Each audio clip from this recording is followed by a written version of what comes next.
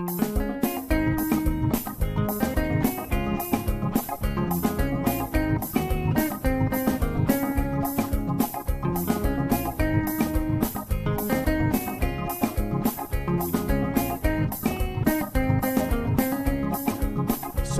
all the time is here with the cold hard truth.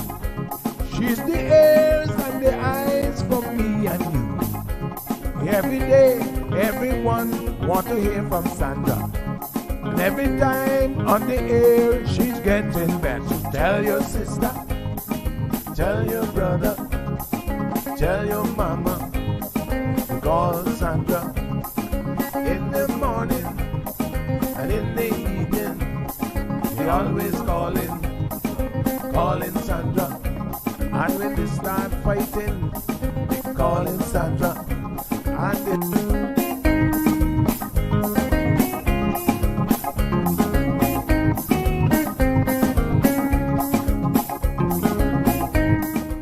That's right, folks. Everyone is telling their mama about the cold hard truth. Welcome to another episode with more truth-telling, more problem-solving, and of course, more tea spilling than ever before. Sit back, students, grab your tea and turn up the volume because class is now in session. Call in at 936-2626 because your voice matters. Share your opinion on issues that matter the most to you. Get your water ready, get your tea ready.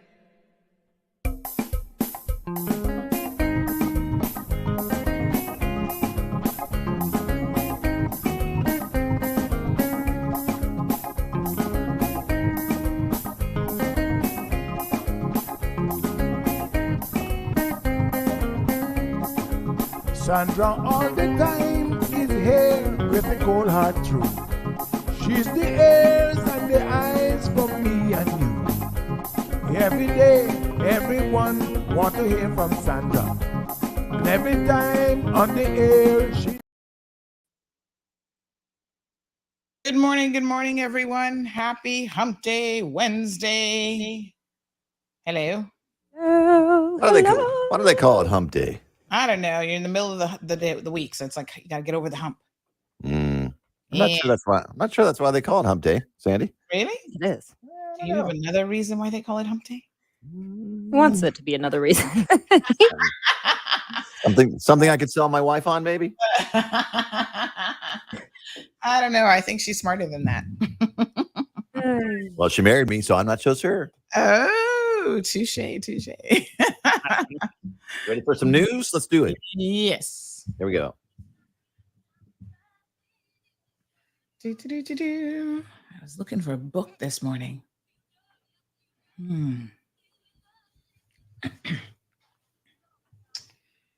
Yeah. Good morning, everybody. Roll call. Hey, Stephanie. I see you. I have some important news for you. Interesting news. It's Blake and Aaron's Spilling the Tea with Sandy. Cayman's top news headlines of the day from CMR. Hey, Sandy, good morning. Morning. Hello. Good morning. How are you? How are you? Fantastical. All right, let's jump into some headline news this morning. So, first of all, you guys might have seen it yesterday. There's a lot of activity in the sky. Lots of people are excited, like, ooh, what's the U.S. military doing here? Lots of fancy-looking helicopters. Oh, yeah? They do this every year, don't they? Or are they going to Haiti? I think they're going to Guantanamo Bay and probably, I suspect, eventually onto Haiti. So they stopped over for refueling purposes. But I think there was a total of like 5 in the air almost at the same time. So everybody's like, are they coming to help us solve Cayman's crime? Oh, yeah. No. Wait, are these Americans or British? They are U.S. military helicopters. Yep. So I suspect, as Blake just said, that they're probably going to be going to Haiti. You know, they had that meeting yesterday. Was it yesterday or Monday? Monday in Jamaica. So I think some support is going to be heading their way, but they're going to be offering some humanitarian assistance, they say, to Haiti. So 2 heavy lift. Is it Chinooks? Chinooks, yep. Yep. And 3 Black Hawks stayed at the airport overnight, and they're expected to head off to Guantanamo Bay today. Guantanamo. Guantanamo, Cuba. Yes. So, yeah, people are like, "Ooh, Sandy, what's going on?" It was a bit of excitement. You know, we don't have much going on some days, so we take it. All right. So the Coast Guard says that they have intercepted a drug boat. Good for them, because a lot of people are beginning to wonder. This went down on Monday night. They intercepted a drug boat, and 2 men, and our exclusive sources actually said it was a lot of drugs. I mean, my people were like, "Ooh, honey, chat, it was a lot of bags." I was like, really? These guys are working overtime. So that means the Coast Guard's got to work overtime. Yep. BVI is imposing some fines, a little bit of regional news on a Wednesday. BVI is imposing fines for anyone withholding census information. Well, you know, our authorities here do this. And in fact, some of you may have received a letter recently reminding you, if you did not participate in the, I think it was the wage survey, that they have a right to fine you and or imprisonment. So BVI is taking the same move. It's kind of unfortunate, though, because I feel like, you know, correct me if I'm wrong, Blake and Aaron, you guys have lived in States, but I feel like in the States, people are more apt to provide this information like volunteer, like, you know, you participate in the census. No. Oh, good grief. People don't want to give their information. They don't trust the government. Which is funny, because all of any their country. information is out there already. That's so true. Well, But then they have a social media account on every platform. Check with Facebook. They have all my info. Yeah. All right. What is it? Capital Analytica? This is how they're able to, you know, yesterday, by the way, was the wage gap day. And so we were talking about that a little bit in the program, the difference between what men and women make for the exact same jobs. And even in traditional jobs like admin assistants and stuff, where women dominate those fields, when men are in those fields, they still make more than women. And this type of information we only get if, you know, they're able to collect the data of pay and all these other things. So anyway, do participate in the census, folks, and, you know, it's helpful information. All right. Yesterday we got an exclusive announcement on CMR, the morning show, where Deputy France Manderson, so we had the governor on, and then we placed the call to Deputy France Manderson. So it's like we had a 2-for-1 special. And he actually announced that government civil servants can look forward to increased paid maternity and paternity leave. So this is fantastic. We're going to go over some of the details this morning, because government is, in fact, the largest employer on the island. So this is a step in the right direction. We're hoping now that they actually, you know, sort of entrench this in the labor law, making it the norm for all employers. All right. Good news. There Is that your kicker? Yeah. Aren't you excited about that? Yeah. Wouldn't I'm excited for other people. have more, wouldn't you have had, I mean, you've only got one, but wouldn't you have liked to have more time with the baby when he was born, more paternity leave? Yeah, sure. He's like, absolutely. I love changing diapers and cleaning up throw up. It's bonding, Blake. Hey, really quick before you go, there is a vote today in the U.S. Congress to ban the TikTok app in the United States. So those of you that for a minute. Yeah, they have to pass it. If it passes in the House today, it'll go to the Senate. Whatever. So that just means that it has to pass another vote if it passes today.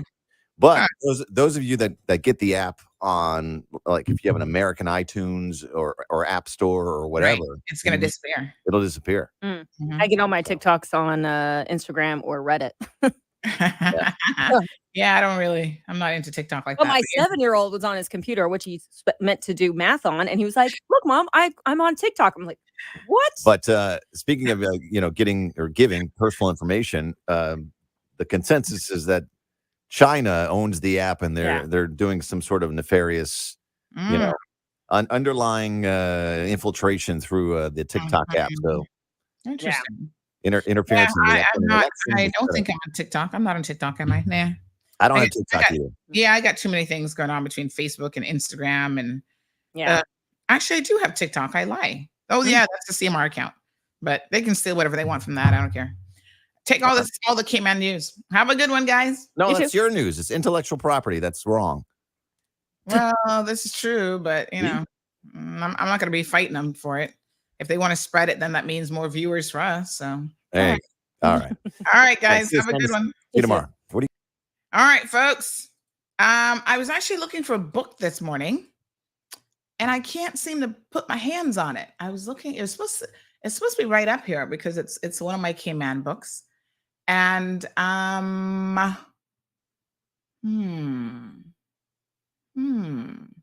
thought I had a hard copy of it. All right, give me a quick second. Let me have a look again. I'm gonna play some music for y'all to kick back and relax to. Some little country music. How about some country music, y'all? Y'all love country music in the morning? Just start tapping your foot. That's how you do country music. Just start tapping your foot. I see y'all losing your mind because what's her name? Beyonce wants to do country music. Oh Lord. What's going on with her show? Just get on the air and you will know it's Sandra. The queen of the mile road is here, helping people from everywhere. Get on the phone and you will hear Sandra. Now she will tell you how it goes. Now don't you ever step on her toes, 'cause you will hear the cold hard truth from Sandra. They say she's the hero in town, helping people from all around. You get a call, your money is found, it's Sandra.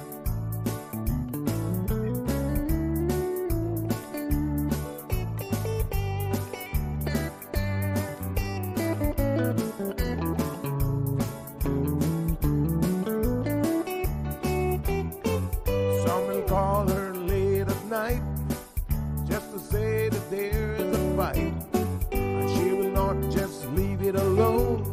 She'll get up and call on the phone, and when politics starts on her show, everyone really want to know the way the things will really go with Sandra. And some will start to criticize, get on the show and tell pure lies, but someday we'll realize it's Sandra. And when they start to argue again, she'll pull the heads to the wind, and soon you will be a friend with Sandra. 'Cause every day everyone want to hear from Sandra. 'Cause every day everyone want to hear from Sandra. 'Cause every day everyone got to hear from Sandra. 'Cause every day everyone got to hear from Sandra.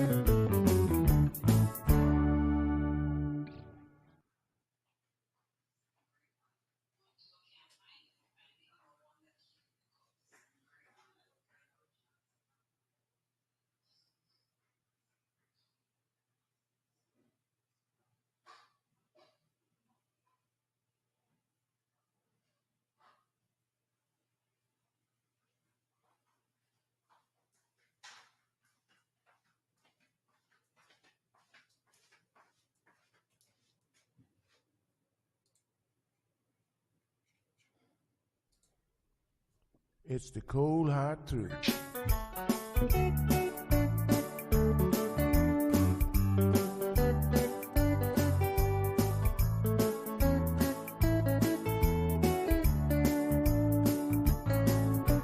Everyone really want to know what's going on with her show.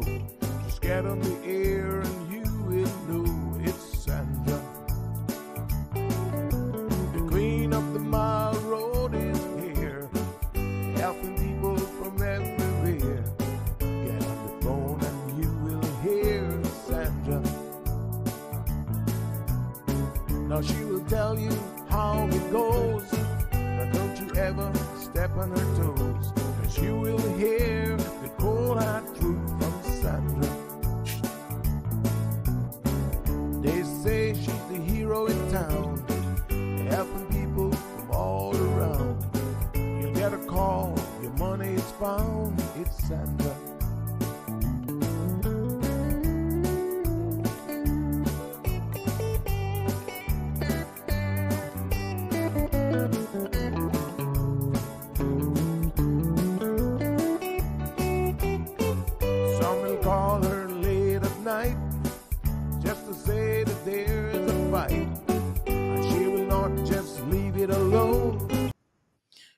right, folks. Got a mystery on my hands this morning.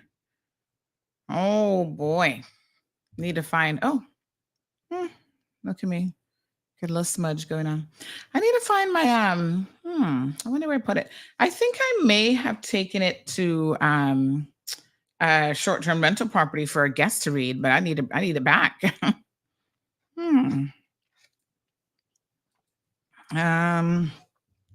Let me see.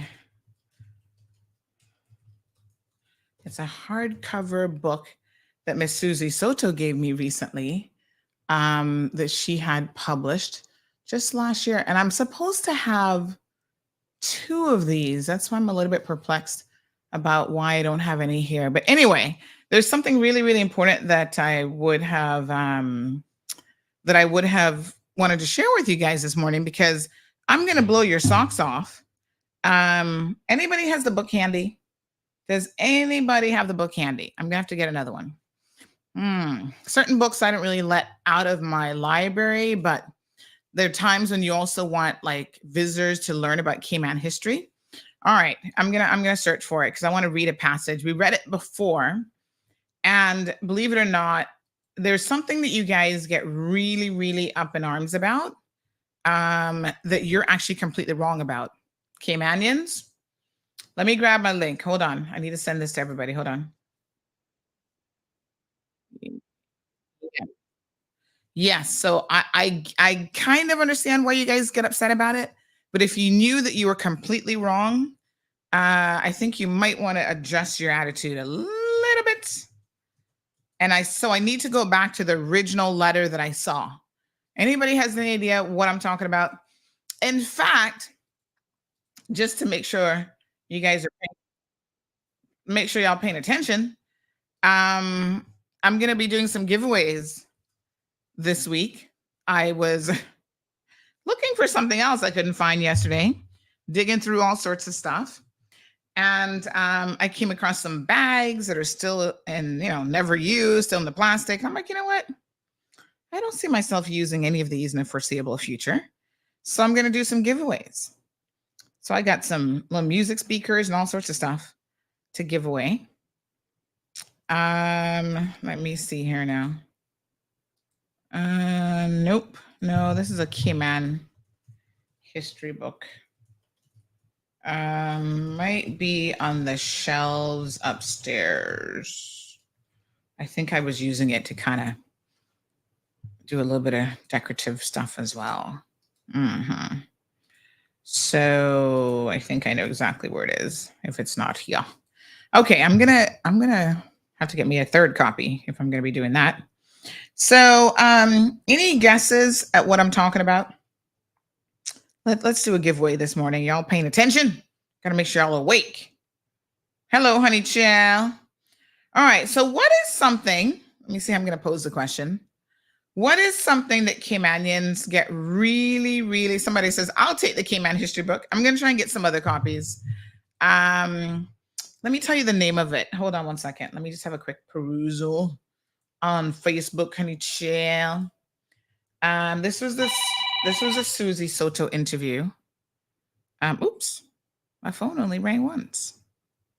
Hello. Hi. Who was going to guess? So the question is, oh, look at Jordan's photos, wedding photos. Oh, Jordan, these are so cute. Is your bride Caymanian? Or she looked like she could be. But oh, y'all look so good together. That's what you, Jordan. Yes, sir. Somebody soon start making babies, honey chill. That's not what I was looking for. Let me stay focused. Let me see now, Miss Susie Soto. I'm going to tell y'all.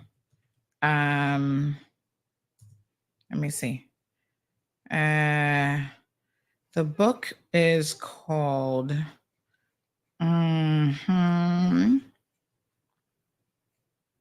Let me see here now. She gave me a copy of it. I'm trying to see. What's the name of it? Hold on. It is, I see somebody else already. Okay, the book is, hold on. That's what I'm telling y'all. Oh my gosh, she's flipping through it. I need to get another copy. I clearly need to get it. Oh yeah, so it's about Cayman seamen. What's the title of it again? All right, give me 1 second. I'm just going through this interview to see what it was called. Uh-huh. Oh, let me see. 47, 48. Oh yes, the Turtle Schooners book. I don't have that here. Huh. Did somebody steal my Turtle Schooners book? I had 2 of these. I had a hard copy and then another one. So I need to find it. Mm-hmm. Let me show Miss Stacy the one. This one is the one I'm looking for. All right. So it's a very, very good book. And I was reading a letter in it. I actually mentioned it on the show before. So if you pay attention to the show, call in 936-2626. I'm going to give you a gift certificate, maybe some chocolates or a handbag or something. What is it that Caymanians get all up in arms about every single time we say it on social media? But in fact, there's letter evidence that back in the 1600s, this was the case. 936-2626. Hello. Good morning, honey chill. Hello. 6. Hi. Hi, good morning, Sandra. Morning. How are you? I'm fine, thanks. Is it Caymanians' pet peeve being called Caymans? The Caymans? Yes, honey child. We're up all in our feelings when people call us the Caymans. But apparently they've been calling us the Caymans since the 1600s. That's what we were called originally. And y'all are like, nope, it ain't the Caymans. It's the Cayman Islands. And With I'm the just, E, the Caymans. yeah, I'm like, actually, they were calling it the Caymans. From, I think the letter was like 1600, written by some English guy about what was happening in the Caymans. And now y'all like, no, this is the worst thing ever. Listen, every single time somebody uses it, I do get it, and it makes me chuckle a little bit. But the way people get up in arms and the way we've been able to like disseminate this message of, oh my God, because I'm in some of these, I love Cayman groups, right? So if a foreigner who's not even ever been to Cayman, oh, I'm coming to the Caymans, you're like, oh my God, no. I'm like, if y'all were like that about crime and child abuse, and we were all of a singular message on these things, what a wonderful island this would be. Set of islands. I know. Oh my gosh. Congratulations, honey child. I'm going to put together a little something for you. All right. Are you feeling for a gift certificate, a bag, chocolate? Let's go for a gift certificate. Awesome. All right. I'll sort you out, honey chill. Thank you. All right, congratulations. Yes, y'all up in your feelings about the Caymans. I'm like, please. I'm going to get the Turtle Schooner book, and I'm going to find that letter from 1601 or whatever the heck it was that they were writing each other.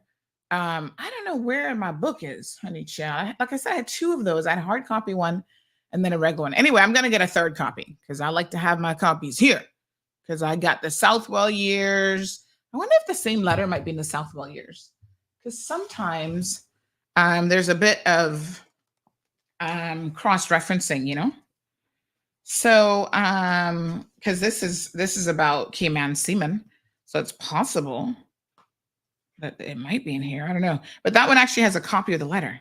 And I thought to myself, "Oh, honey child, I need to read y'all and teach y'all about the Caymans, because every single day it's not the Caymans, it's the Cayman Islands." I was like, "Oh Jesus, can y'all please just chill out?"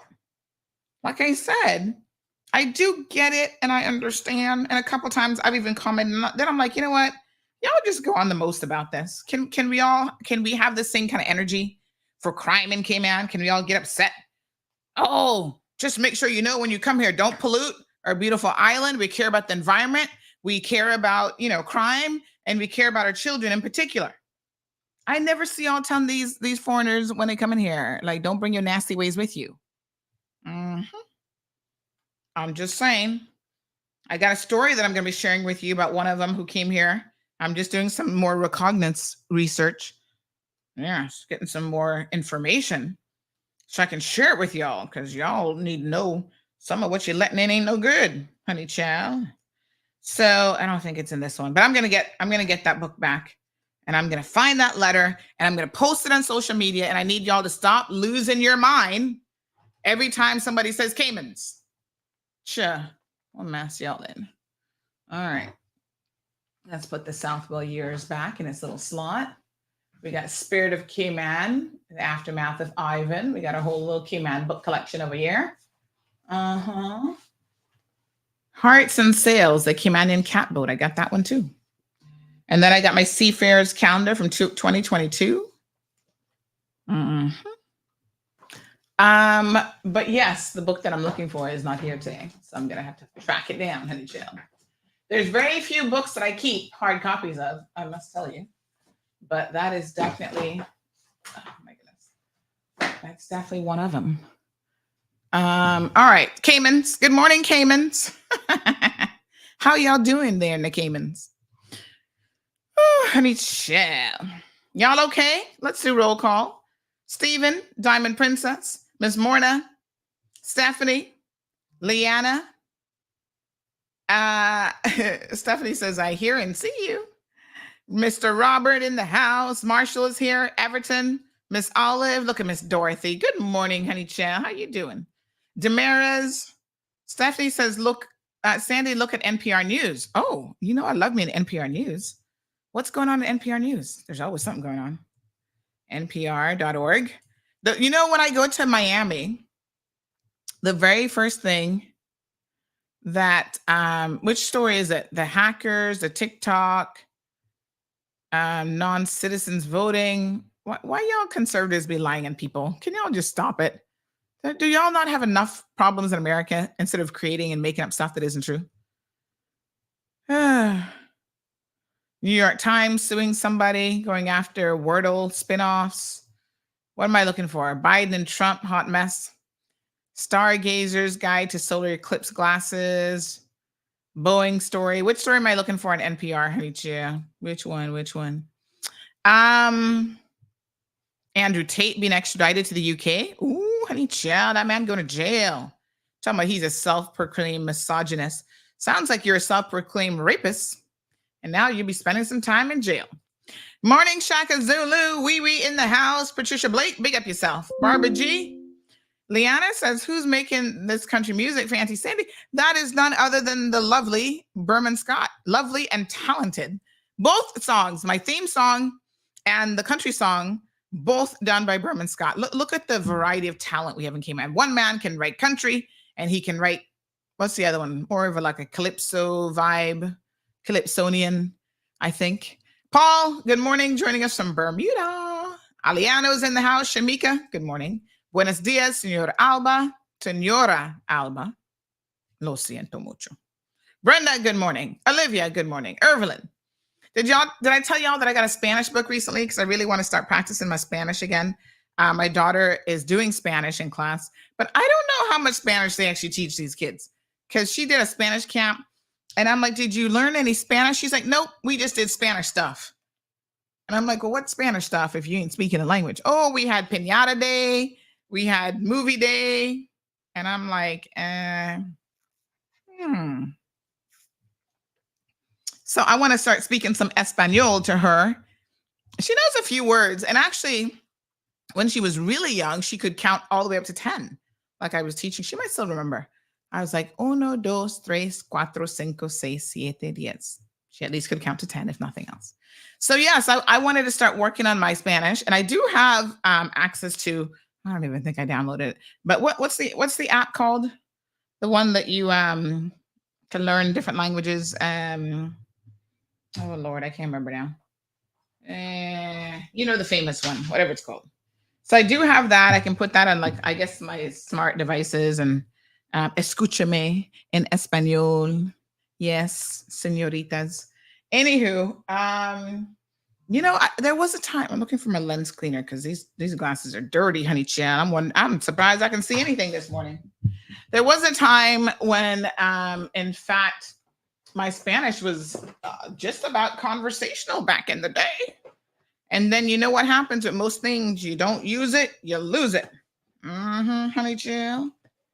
This is my lens cleaner box. These little packets. Look, yeah. Go link up on Amazon. Care Touch lens and screen cleaners. I got a whole box of them. I forgot that they were here until recently. They are fantastic. So I'm going to use this. Yes, honey chill. So anyway, I got myself a little Spanish book the other day. Probably December when I was in the States. I saw it somewhere. Or did I order it on Amazon? Oh, I can't remember. Anyway, I was like, oh, this is a good way to kind of practice and refresh on some vocabulary and stuff like that. I'd probably get pretty much all the conjugations wrong these days. Past, present tense, past, this, that, blip, blip, blip, blip. I probably would get all those wrong. But, you know, I feel like I can probably be 50-50. One of these days, I'm going to go to Spain. I can tell you all my big plan. Or Panama or Costa Rica. And I'm going to stay there for 8-9 months. And I'm going to just immerse myself and only speak Spanish while I'm talking to them. And then I'm going to become completely fluent. Like if I did a complete, like an immersion, like I lived in the country and I ate lots of Spanish food because I feel like that's a thing. All those authentic burritos is going to get me, you know, get the tongue moving, get the tongue rolling with some Spanish double R's. I feel like I would be fluent. Like I've got the basics. I got a good foundation to work on. So that's what I'm going to do one of these days. Could I ever see myself living part-time? I know a lot of y'all are running to Spain and Portugal as a retirement plan because you say it's so cheap. There's like a little island and stuff off the coast of Portugal. And y'all like, oh my gosh, it's so cheap. I think European standards are a little bit different though. So, you know, I need to go there and check it out. But I'm open to visiting. Good morning, caller. Good morning, Sandra. How are you? Buenos días. ¿Cómo estás? Estoy bien. Muy bien. Muy bien. ¿Y tú? Bastante bien, gracias. Dime. Okay. I feel like if you were to go to Panama, you should open up. I know, right? A Panamanian channel and call it the Panama Canal. Hello. The Cayman Road and the Panama Canal. Do you not see the Spanglish coming on? So how are you feeling in the Caymans this morning? In the Caymans? Wow. Never heard a Caymanian refer to that as Cayman. Well, I'm telling y'all, that's because y'all don't know your history. When I get that book, you're going to be shocked at that letter. Way back when it was the Caymans. So y'all getting upset about it now means that y'all don't know what was going on back in the 16 and 1700s. Well, keep teaching us, Sandra. That's why we learned so much from you. What's on your mind today? No, I just wanted to call in and say I think you should open a Panama Canal, a Spanish version of the Mar Road. A Panama. We call it the Panama Canal. Yeah, think about it. No man, I'm pitching you an idea, man. Everything we're going to Panama, it comes through you. Oh my goodness. Bye. What a hot mess. Thanks, my dear. Ay. What a thing, I tell you. Yes, honey child. Ooh, good morning, caller. Good morning, Miss Sandy. Good morning. Welcome to the Caymans. How are you? No, I'm in Jamaica, actually. Not bad. How are you? I'm thankful. I have a situation and I desperately need your help. All right. Now, I notice you're calling me direct. Are you trying to save yourself some money this morning? Do you know that you can call me on WhatsApp? It's WhatsApp. This one's WhatsApp? Are you sure? Yeah. I'm positive. Oh, okay. I thought it looked like it was direct. All right, honey child. I don't want you to be using up your little credit all the way from Jamaica. All right. Because I'm seeing your cup. It was a Yes. Okay. All right. I'm just trying to save you some money, child. I always trying to save people money. I need that. Tell me what's on your mind this beautiful day. Girl, child, tell me what's not on my mind. Mm-hmm. My husband works for a security company in the Cayman. I have lived and worked there for over 20 years. How many years? Over 20 years I've been living there, work and live. You were living and working in Cayman for over 20 years? Yes. Okay. All right. On and off going on, not permanently. I got my first work permit in 97, and I've been in and out, back and forth, US, Canada, whatever. Anyways, it's not about me this morning. My husband has been working with the security company for for some time now, and you are familiar with the company. It was Mm-hmm. Secura Core, then Security Sources. Now it's CHW Security, because he has to be changing the name, Stanley, because person was not given location because of the owner. Yes, sir, you can come in. Um, it's Mm-hmm. been some challenge now because he refused to pay my husband his salary. Um, he took it to labor board. We're working on the documents to take in, but he's been sending us voice notes on how he plans to pay. Like he owes him some outstanding money. Thank you, Mr. Bailey. He owes him some outstanding money, and Mm-hmm. he sent $150 yesterday to his account and said that's how he's going to pay. I don't know So if your you have the husband, let me try to understand. Your husband is back in Jamaica with you? no. He's in the Cayman. He's working with a different security company now. Okay, okay. So he's moved on from that company.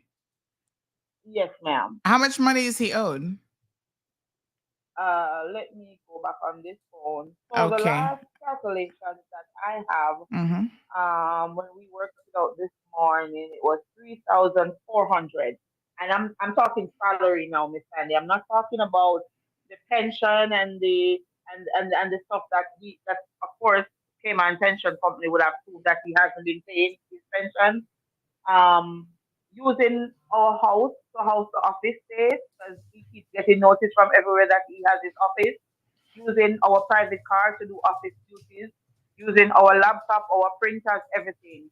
He travels to Jamaica like, well, for the 3 months, two times. Every 3 months, two times. He was actually here for 2 years, and my husband had to do everything from um yeah, I try to read between Mm-hmm. the lines that of So he I owes have. him over So what I have here $3,000 in salary. over in salary, because Okay. what happened, Miss Sandy, is that when he pays, okay, so he pays. His payroll is the 4th and the 20th, but he doesn't pay on the 4th. He doesn't pay until maybe the 11th, and then when he pays on the 11th, you don't get in full. And Mm-hmm. it's just keep And continuing. you said this is a security company. Yes, the name is now CHW. CHW. I've never even heard of them before. How many security companies do we have Yeah, in because Cayman? it's no, you know it. It's the same Secura core, and then it was changed from Secura core to security sources because he has to be putting other persons on it, so persons can, so he can remove himself, so the company can operate because nobody wants to give any contract to him because of um his background. Mm. So he wants to turn So around how and much? pay your husband. How much money did you say he sent? 100 and what? I think yesterday he sent $150 to his Scotia account, And and he how sent a voice frequently is he note. going to be making that payment? He says every pay period. That is every 2 weeks. So 3,000. How much you say he owes? 3,000. 3,004 I calculated based on whatever information my Uh-huh. husband gave me this morning. Right. 3,400. But yes, but in a voice note that he sent me, because I reached out to him because my husband is the total opposite of me. He's quiet Uh-huh. and I'm gonna talk for hour, right? So he Mm-hmm. sent me a voice note telling me that he owes Mr. Gordon say him own this and him not own this, but all right then, me own 1,800, and from the 1,800 me pay him 150, so left 1,650, and from that 1,650 I will pay 150 every fortnight until it's done. And it's not gonna go that way, Miss Sandy. If it means that I So have to walk to almost come to 10, Cayman, he's going to take pretty much like a year. That's if he's consistent with the payments to try to pay off your and he's husband. not consistent with nothing, Miss Sandy. Right now, everybody, because I'm gonna load him up to the loudest. I spoke to Mr. Gary at Paramount. Mr. Gary said it's neither here nor there because as soon as the contract is done, he's removing him. And that's the only two contracts he have left, Supermix and Paramount, which I, Jacqueline Brown Garden, got because of close connection with Mr. Gary Rankin. Every time what he does is every time he's going on vacation, Miss Sandy, he takes a loan from Mr. Gary So when they pay bill, when they're paying for the services, Mr. Gary deduct that, so he can meet the payroll. He just lavish the money and spread out, and then he can reach the payroll. So this is a laundry list of things that my husband does, Sandy. So I have house the company property. Right now, my husband got notice from where he's living because that's where the office is, and Chris promised to help him with the rent, and he's not doing nothing. In addition to not paying him, he's not helping with the rent. So he got notice from where he stands, right? The office is in my husband's room. The office is in his room, and the contents of the office is in the living room. So your husband was allowing this man to run his business out of his residence, out of your husband's residence? Miss Sandy, I'm just honestly, because I know the kind of person that he is. Yes. I am just defending him now, but he has his fair share, because several times we argue about me trying to tell him, say, you can't make him do that, you can't make him do that, but then look up for fool man, but he wasn't married to a fool woman. Yeah, some men allow people to roll them over. It's a good thing they got a good woman behind them, honey chill. They kind of be soft with what they need to be standing up for. He's not talking to my husband. Everything is me sending the message because it's me prayed up. Wow. Okay, so sounds like your husband likes to be abused by his employers. You might want to keep an eye on your poor husband, because it might be a pattern of behavior. So give us the name. What's the company's name again? It's Christopher. It's CHW. CHW. Security. And Security. CHW Security. And then what is his what is the guy's name that owns the company? Christopher. Horatio. HARTIO. Woolery. So that's the Christopher Horatio. Woolery. What's the last name? Woolery? Yes, ma'am. WOOLERY. Woolery. WOOLERY. Yes, ma'am. You have a number for Christopher Woolery? Yeah, let me go in my phone and tell you the number that I'm WhatsApp. Send it to me on WhatsApp. Okay, I will send it to you after our conversation. Well, I can send it now. Yeah, man, send it on WhatsApp. Because I wanted to read some things to you. So let me read these to you first. So what I have is this house in the company property, which we spoke about already. I have in the company in his room, we spoke about that. Promise to help him with the rent. And as a result of that, the rent back out, and he got notice. Went to Jamaica for 2 years. And he had to my husband had to operate the company for 2 years straight. He was here in Jamaica, just collecting money, and my husband doing everything like a manager. Wasn't getting a manager salary, didn't have a manager permit. He was employed as a senior officer, because when he said, he referred to my husband as supervisor, because Miss Sandy, everything that goes down with the company, everybody cursed my husband, because they think he's the one operating it. So he was employed as a senior officer, doing everything with promise to get an additional stipend. But then after that, he won't have to go on location.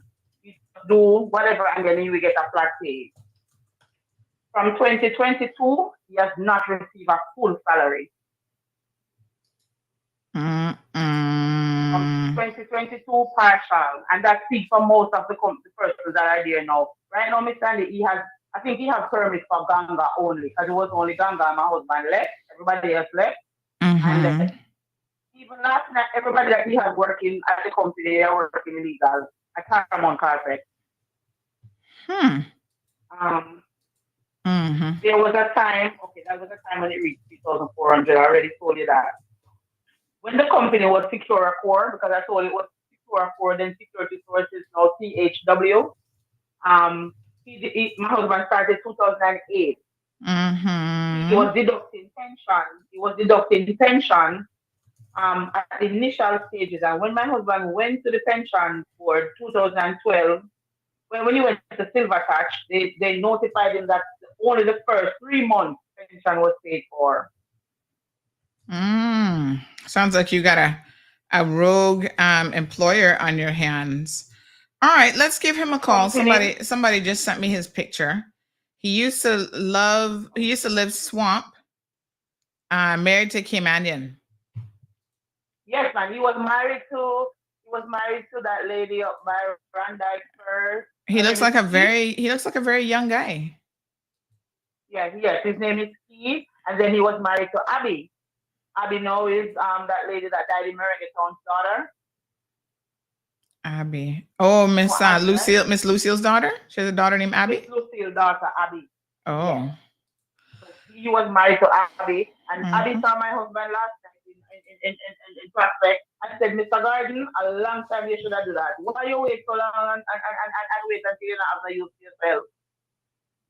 He went to prison already for attempted murder. I think he went to prison? He went to prison already for attempted murder. What? Because he stabbed a Caymanian guy in his head with a screwdriver. Oh, Christopher. Huh. All right, let me see. That is why Lord Jesus. Him. So he pulled my husband in because of his security experience and put him up front like the owner because he can't use his name. My husband got several locations, even from Macross, where he's very good friends with Macross. And when Macross gave my husband the location, because Chris had to go because my husband is not the owner yet. When Chris went for the meeting to sign the documents and Macross saw him, Macross said, Mr. G, I give this a man no location. I have no use for him. So nobody has any use for him. What a hot mess. Okay, let's see. You sent the number yet? No, let me do it right. So this was back in 2007. So this is way before we were around. Grand Court juror deliberated less than 15 minutes before returning a verdict of not guilty. So they found him not guilty. You found that? Yes, my love. You know, may have to be able to verify and cross-reference and do my thing. Exactly. I'm not giving a story, man. I'm straight to the point. Yes, but apparently they found him not guilty.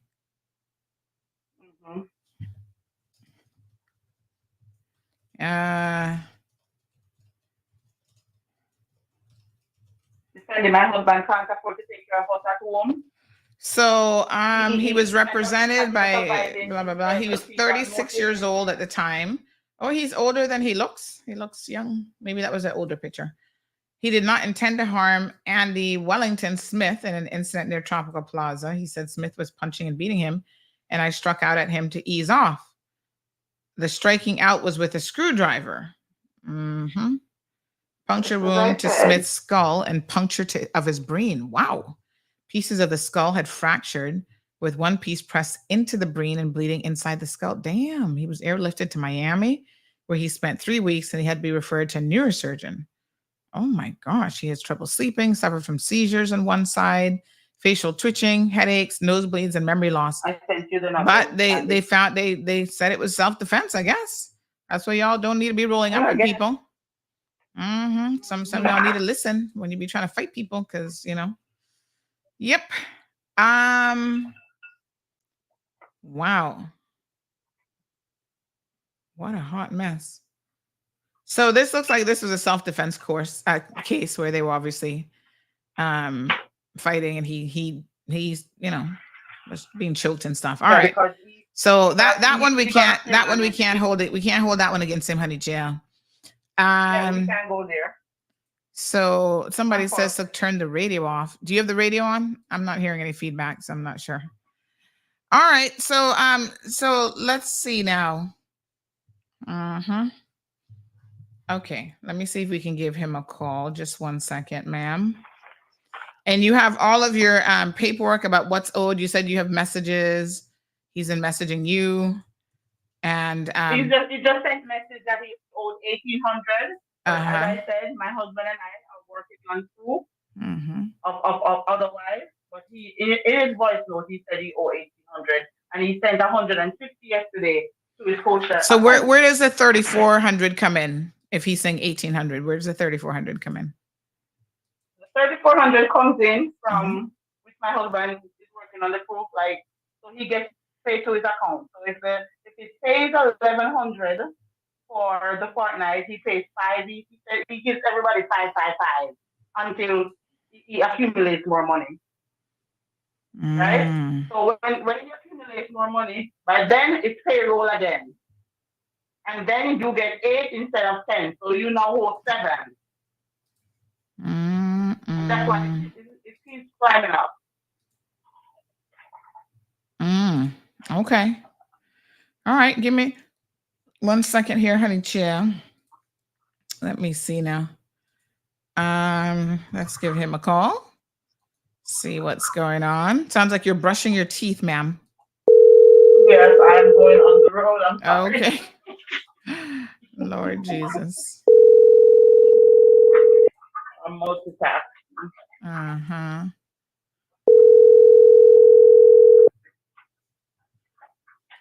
Good morning.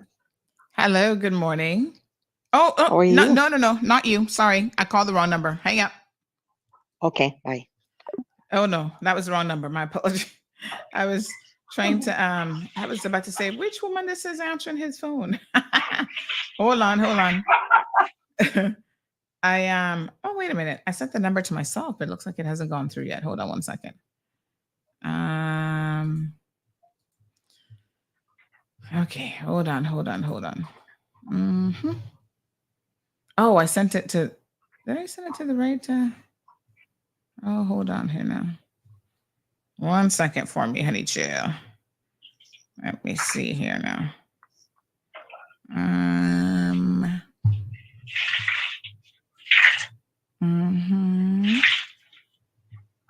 Okay, let me give him a call. Yes. Why is the number not coming through? 1 second for me. It is a possibility that that number doesn't exist anymore because that was a postpaid account where probably it's disconnected, but he still has it as a WhatsApp number.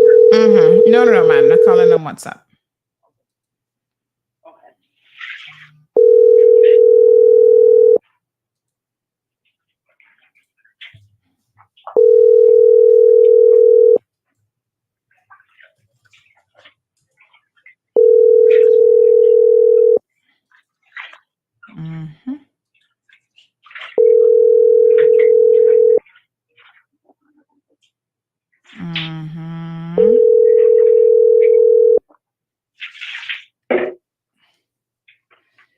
Okay, so he's not answering the phone.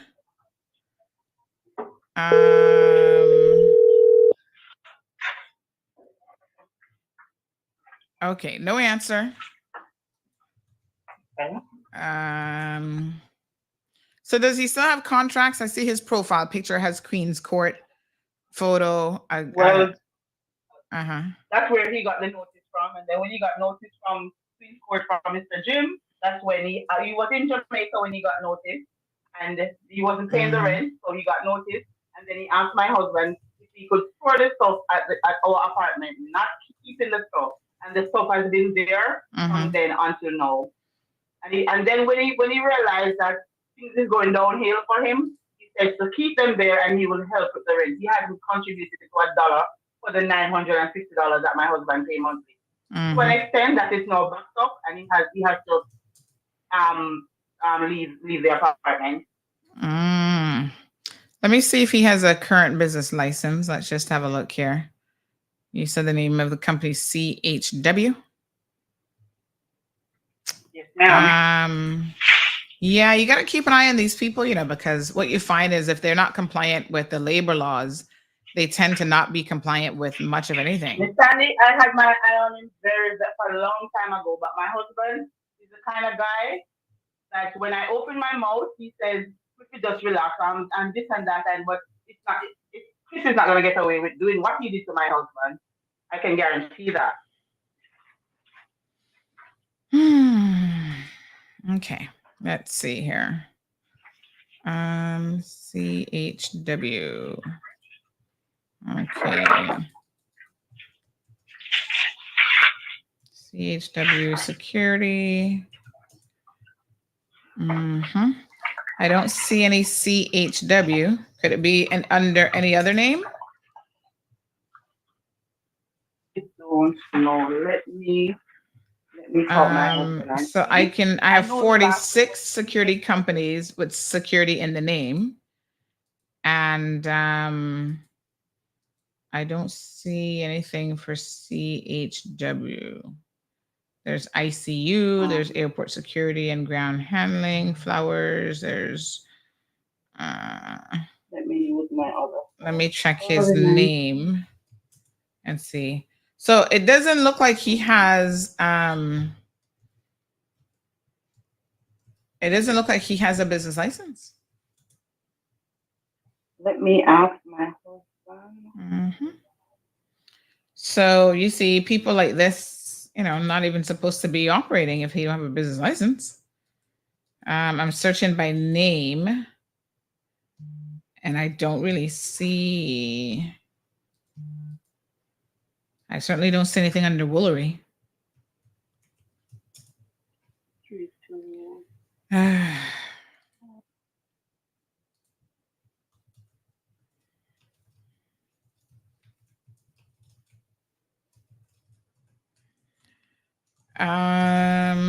Yeah. So I don't even see a business license for this guy.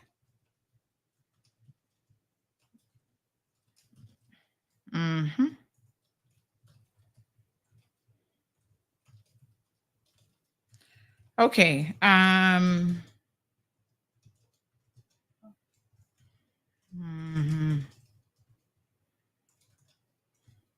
not getting through to my husband at all. Trying to get into it, but that's what I was told. Well, honey child, HW because he was. I can tell you, he doesn't have a current business license as of February.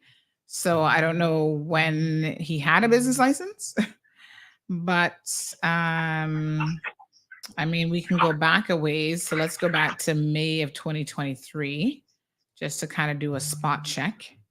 Because it was security sources. Is it possible that it's opened in somebody else's name? Sometimes they do that, especially when they have his daughter Cayman. Is on it. I know that his daughter. I know that he has a Caymanian daughter, and she's on the business license. Okay, well, what's the daughter's name?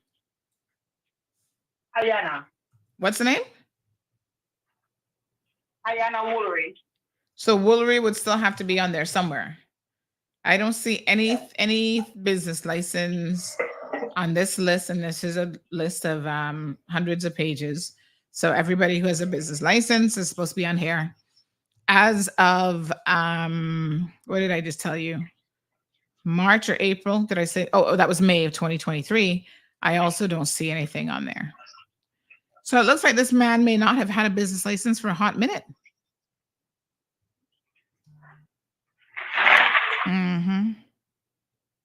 So there's nothing under Woolery unless I'm missing something else here. Let's see. Is there some other spelling? If she has the same last name as him, there is nothing listed under Woolery, none at all. So. And if only my husband would answer, I would get probably the thing with the last work permit that was approved, and then we would move from there. Because the work permit would have to say who he's working for, right? Yeah. All right. So speak to your husband. Obviously this dude isn't answering, but let's find out who the business license is actually in the name of. Your husband should be able to tell you that. Has your husband seen any contracts? He would have more of that sort of information. Get that to me and let's take it from there. Okay, will do. All right, my dear. Good. All right, have a good one. All righty. So, I keep telling you all, you got to look out for yourselves, folks. You cannot allow people to take advantage of you. But if this guy does not even have a business license, how is he even getting a permit for people? We need to do some digging there. Hello, Miss Eleanor. What a hot mess.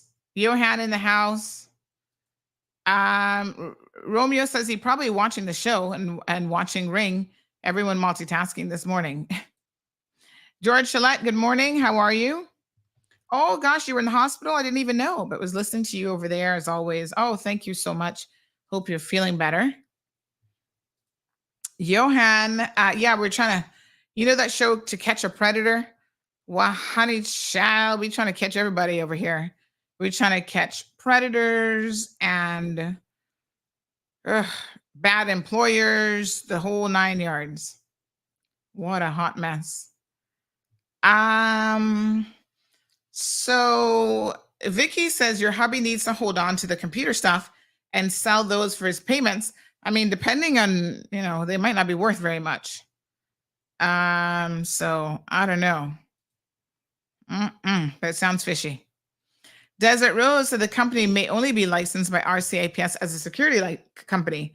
So if they're only licensed by RCIPS as a security company, do they not need a business license outside of that?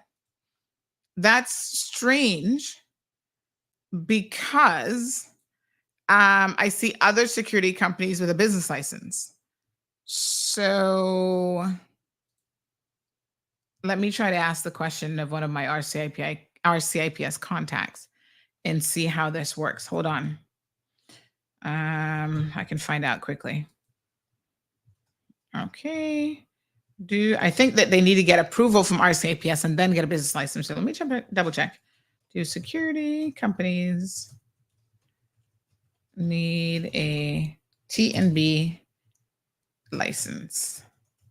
I kind of think that they do, actually. Like I said, only because I do see other. So this person says no business license required.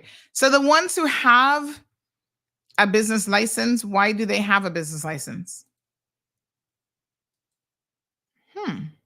No business license required for a security company. So they just get approval from the RCIPS and that's it. So where is that list of approval? Where can I go and check to see if someone has the requisite approval from the RCIPS? So only needs C&B if they do more than just uniform system security or systems. Oh.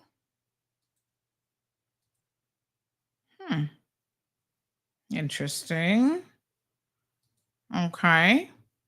So where's that list? Okay. Yeah, I hear you. So where's that list of approved security companies? Learn something new every day, honey chill. I knew there was a process that they went through with RCIPS, but I didn't realize that does not require a trade and business license. So then who is ensuring like compliance with pension and all that kind of stuff? Not that T&B does any real compliance anyway, but need to contact RCIP Security Licensing Department. Oh, okay. Let's give them a call. You think they're working yet? Let's see, 949-42222. It's not a published list? Why not? Why wouldn't it be? So how do you know? Good morning. Hi, good morning. Can I speak to the Security Licensing Department? That number is 649. 649, 4924. 4924. 4924. Okay, thank you. You're welcome. All right, bye-bye. 649. We have 649 numbers? All right, hold on, honey child. We need to do a little education session this morning. 649-4924. Pure slackness is right. Thank you for calling the RCIPS Business Center. We are open to the public Monday to Friday from 9 a.m. to 12 noon. 9 For a.m. information on our... All right, we'll call them back at 9 a.m., honey child. So this is interesting. So no business license required. And the list isn't available to the public. So you could have people approaching you about, oh yeah, they have a security company and there's no list that you can verify that they're up to date and they're registered with RCIPS. Well, have it make sense. Have it make sense.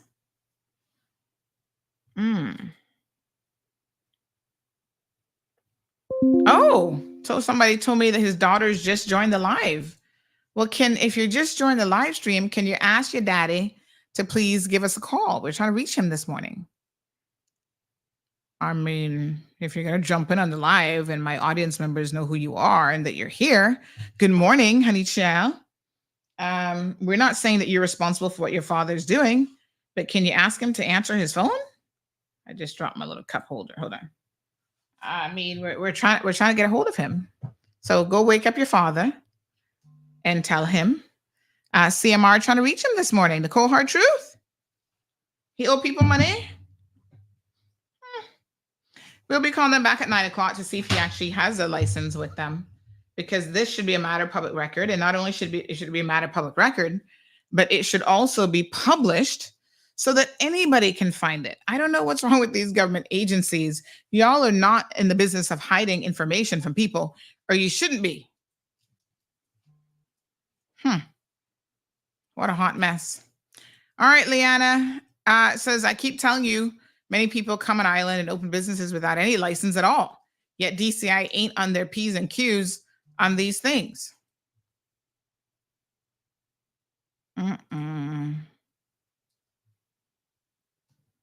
What a hot mess. Morning, Andy, joining us from La Ceiba. Shayana, morning to you. Vicky says, bad wifey, defending her husband. Hubby is a good man because we Jamaican women don't defend waste man. Well, some of y'all do. Shayana says, please call me. Who do you want to call you? Anne Marie, are you familiar with Mr. Christopher? Oh, you're his daughter? Shayana, well, what's your number? I'm happy to call you, but you got to tell me your number, honey child. Or you can call us, 936-2626. But we know that the number not toll free yet, so we're happy to call you. Let us know. What's your telephone? And you can also call on WhatsApp, because that's a free call for most of you. Link up, honey child. Let's hear what's going on. What your daddy been up to? This woman saying that her husband is owed $3,400 and he wants to pay him $100 and how much he wants to pay? $160 every 2 weeks? That can't work. That's like kind of drawing it out a bit. That not gonna work.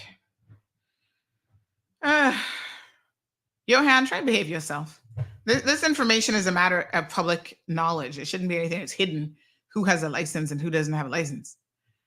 Ayana, are these his children? Shayana, and Jaden Sinclair? All right, come on. Shayana says she can't believe it's gone this far. Oh, Lord Jesus. Well, when it comes to people's money, sometimes you just need to get your stuff sorted out. Because, people, can't be fooling around like that. And especially if he's not really, making an effort. Come on now. $160 every 2 weeks? Come on. Surely he can do better than that. But let us know your number. I'm happy to call. Ayana, that's your dad as well? You blocked your own father, or you block who? Who have you blocked? I don't chat to him, God knows. Who? Your dad? You don't chat to your daddy? Shayana says we aren't near to him. Yes, good morning. Morning, Miss Sandy. Yes, hi there. Hi, this is Shayana. Hey, Shayana.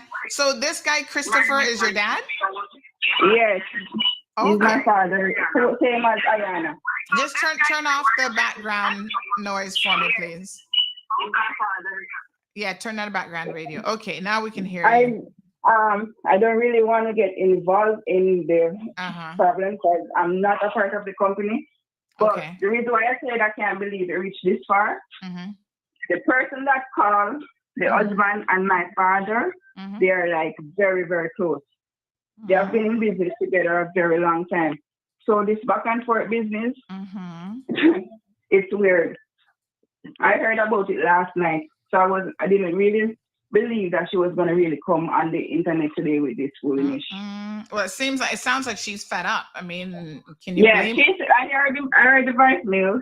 Yeah. And we wish we the children are not getting involved, as I said before, me and Ayana. But it's where it doesn't sound good on the internet. Well, the easy thing is Cheyenne.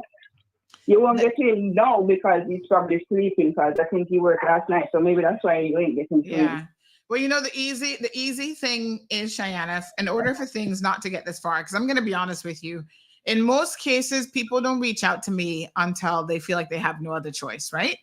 And when you're running, when you're running people around in circles and not really paying them like you should, then I guess they're going to call me. As far as I heard last night, he agreed to pay the money. Yes, but he's agreeing to pay $160. I mean, based on what she said. I don't know the amount he agreed to because I didn't.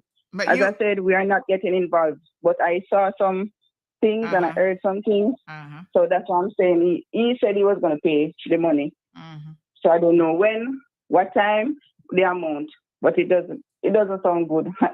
No, but you won't get him now.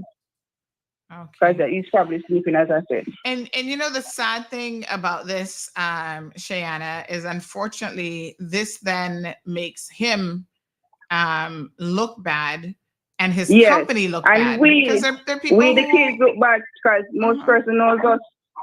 I got a call that my father was on Cayman Road this morning. I wasn't on here. My God. So, and Ayana is here now. She probably got a call also. Yeah, I mean, I feel sorry for you guys because a lot of times family don't necessarily have anything to do with the mix-up situation. Yeah. But at the end of the day, you guys get drawn into it because people as you said, people messaging you this morning about, your dad is being mentioned in the radio. So, I'm having some difficulty. I mean, he seems to have contracts and stuff like that. So any idea why he hasn't been paying this guy? That's why I said I'm not sure why the fallout. I don't know because I stay where I am. I don't mix up in that. So I don't know. It's quite unfortunate, to be honest. But I appreciate you calling.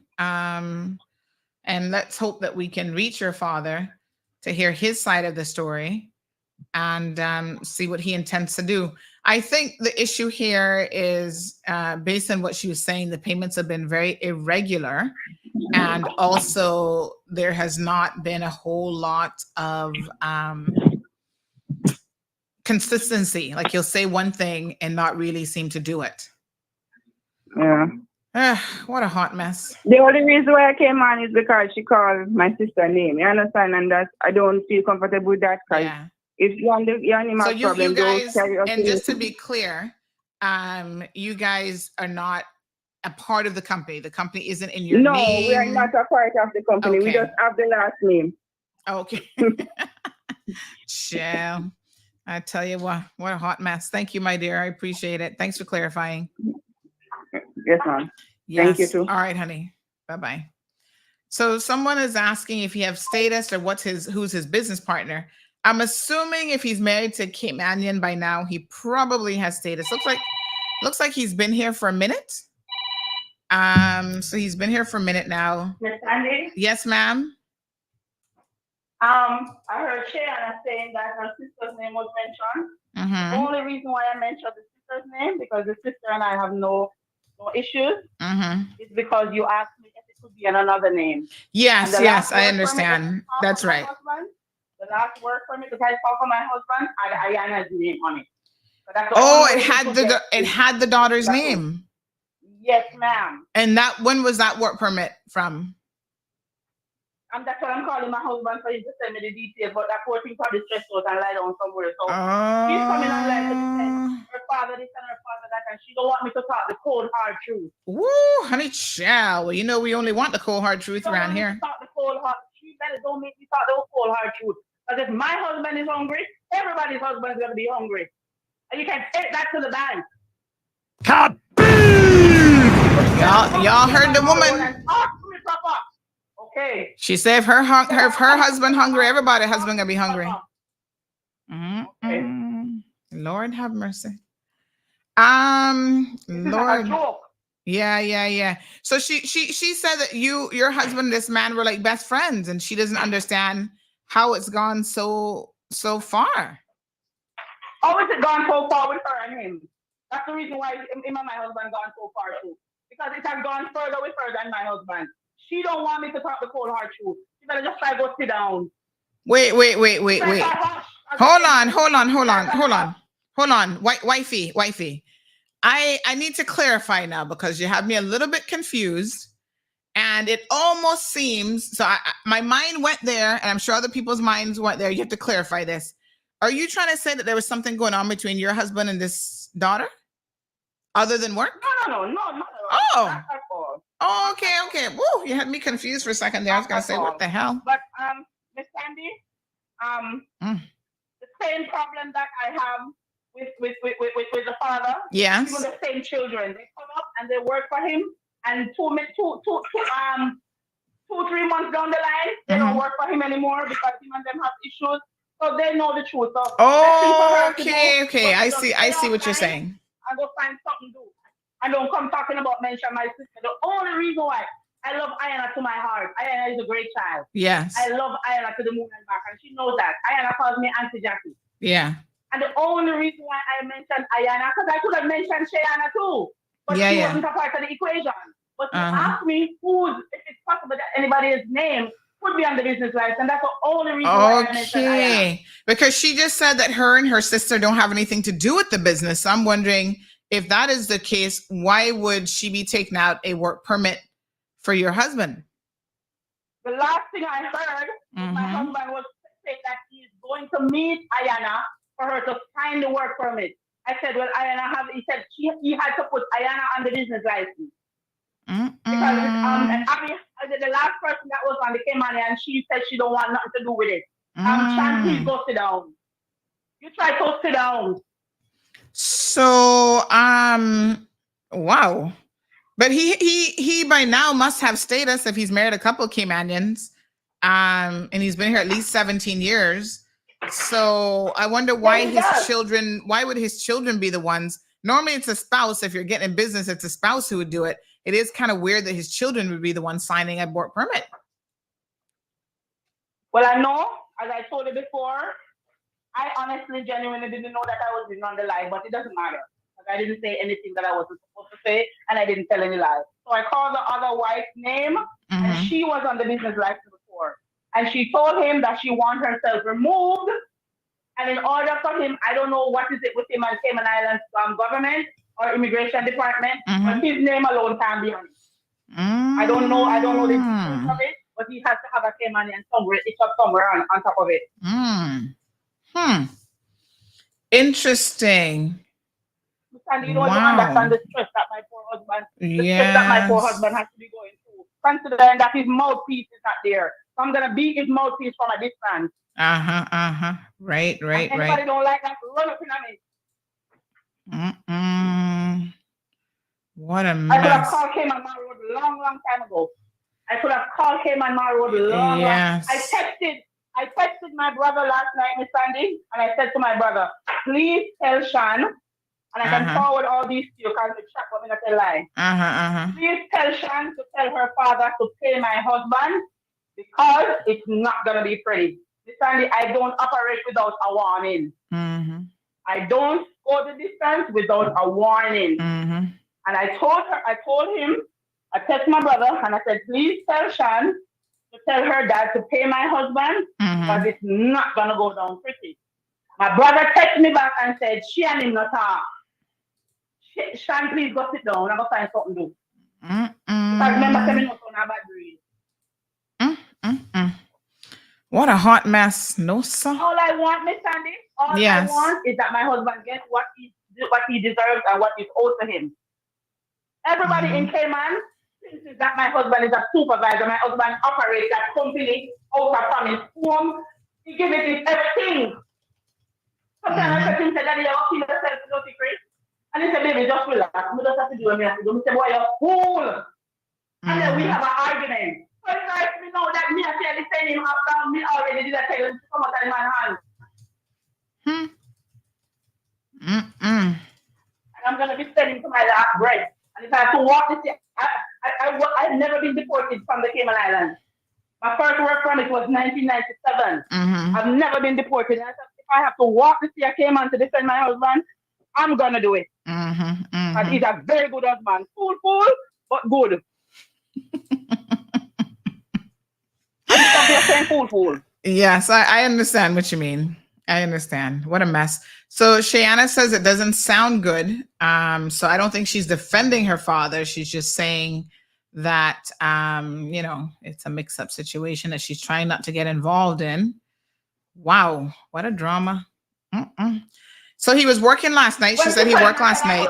When she's pregnant and her husband when she's pregnant and her father comes here, and my husband has to go pick her up. Sorry, say that again. I didn't quite catch that. When she was pregnant, what happened? Her father comes to her, and my husband had to go and pick her up and drop her to clinic. And when the father see her in the vehicle, the father vexes my husband. I don't want her coming in and like, oh, she's gonna wait. Calm down. I know you're upset, but I need you to calm down because yeah, because we never really heard what you said. You said the father stopped paying her.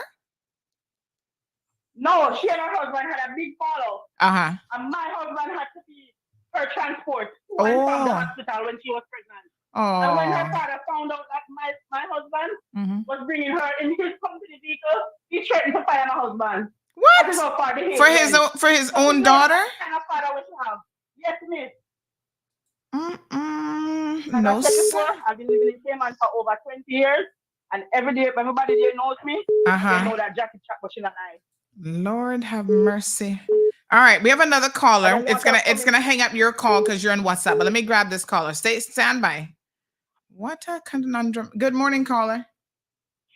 Good morning. Just trying to shed some light on the licensing procedure. So RCIPS does not license the company. T&B, DCI, licenses the company.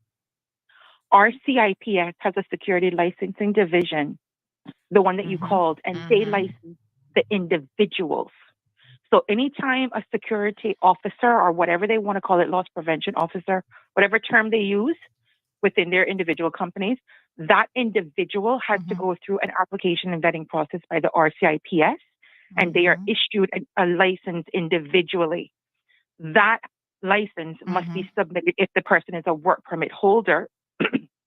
That has to be submitted with their work permit application, of course, along with the T&B for the company who is taking out the permit for them. So it's two different authorities. I see. But someone actually said that they only need a T&B if they do more than just uniform security or systems. Well, I'm not aware of that because I haven't had those circumstances present themselves. But as far as I know in Cayman, every business has to have a T&B. So I don't know. I don't know anything about that. I would have to hear that from DCI before I put concrete on that. But just to explain the two different authorities and their licensing procedures, just wanted to clarify that for you. Yeah, I appreciate that. Thank you so much. No worries. So, that is interesting. All right, I'm gonna try to. I wonder if DCI can give us some. Let's call DCI to get some clarity because I'm getting sort of conflicting information. In fact, my RCIPS source said that they're supposed to have a business license, so I'm confused. Good morning, caller. Welcome to the program. Yes, you should tell Miss Juju to take care of this business for her. Yes, sir. Thank you very much. Caller, good morning. Are you calling the program this morning? Yes, ma'am. 936-2626. 936-2626. All right, folks. Y'all be blazing up my personal number, and sometimes I don't know. Okay. Yes, honey child. 936-2626 is the show number. So we'll get some clarification on this whole insurance thing because it is interesting. And I think what that last caller says makes sense because I know I've heard that before. Like the individual persons are vetted by the RCIPS. Now, I don't know exactly what their vetting process entails. Hopefully a more substantial background check. And then they get a T&B license. But this person who's worked in security on the management side for a very, very long time has said that they only need a T&B if they do more than just uniform security or systems. So we're going to get some clarification from the authorities on that. But I would be inclined to believe them. So, yeah. Okay. 936-2626. All right.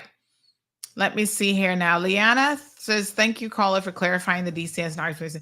Yeah, I'm still a little bit unclear, to be honest. I mean, I heard what the caller said, and I think that there's, a lot of logic to that. So Cheyenne said she's not getting into any argument. And listen, to be fair to the lady, said that she is not getting in anything with the daughters, but the only reason she mentioned the daughter's name because she knows that the daughter's information was on the last work permit, which means at some point you guys were involved with the management of the business. If you're gonna make somebody have you take out permit for people, you need to understand the implications of that. You're taking on responsibility. This is why, listen, I don't care if he's your father. I don't care if it's husbands or boyfriends or whatever. Do not allow other people to use you, because then when they put your name out there and your name getting mixed up in their hot mess of a situation, it looks bad on you. And you're not supposed to be taking out T&B, like, trade and business licensing for people if you're not actually involved in the business. You shouldn't be taking out work permits for people unless you're involved in the business at the management level. So when you take out a work permit for someone, you need to read the relevant law that says that you are you're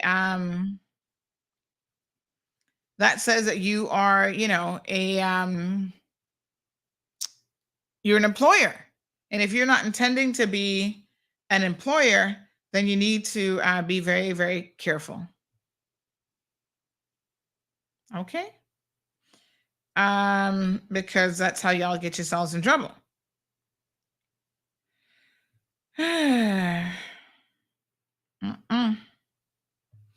It's a sad situation.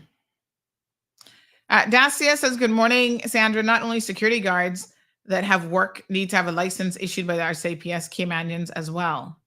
Not only security guards that have work need to be licensed. I'm not quite sure I understand that. Not only security guards? Well, it's everybody who is a security guard, whether they're Caymanians or not. Dacia says every business in Cayman needs to have a trade and business license. Even taxi drivers need to have a T&B. Well, we soon find out. They're going to open in a couple minutes.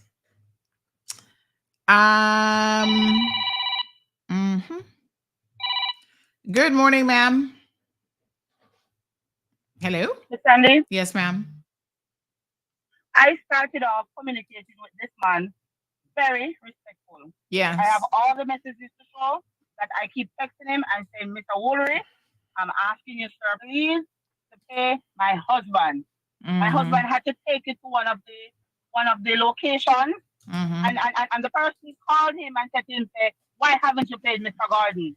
He told them, I don't owe Mr. Gordon's salary, but he has been, I appreciate everything that he has done for the company over how many years, and I plan to pay him a servant's pay. Now, in the voice note that he sent me, he said he owe him $1,800 and he gave $150 yesterday. So now he owes $1,650, and Mr. Gordon not remembering anything. Because he's sick. Yeah, because he's still gonna make you sick him. But I'm not sick. So I'm remembering everything, and everybody knows that I am my husband's spokesman. So everything, every money that he gets, I know that that's what he gets and that is what he's owed. Because I recognize that I'm married to a gentleman that will sit and allow persons to take step of him, so I have to step in. Not that I don't respect him as a husband. He is still the head of my household, and I'm very respectful for him. from our side. And everything that I do, I involve him in it because he's a husband and 3/4, but he fool. So me have to defend him. You understand? And I can be nice and I can be very nasty. I started out being very respectful to this man. But when I saw the voice note that he sent me last night, I wanted to wake up him on my road. Because the voice note says he owes 1,800 and he sent 150 to his account.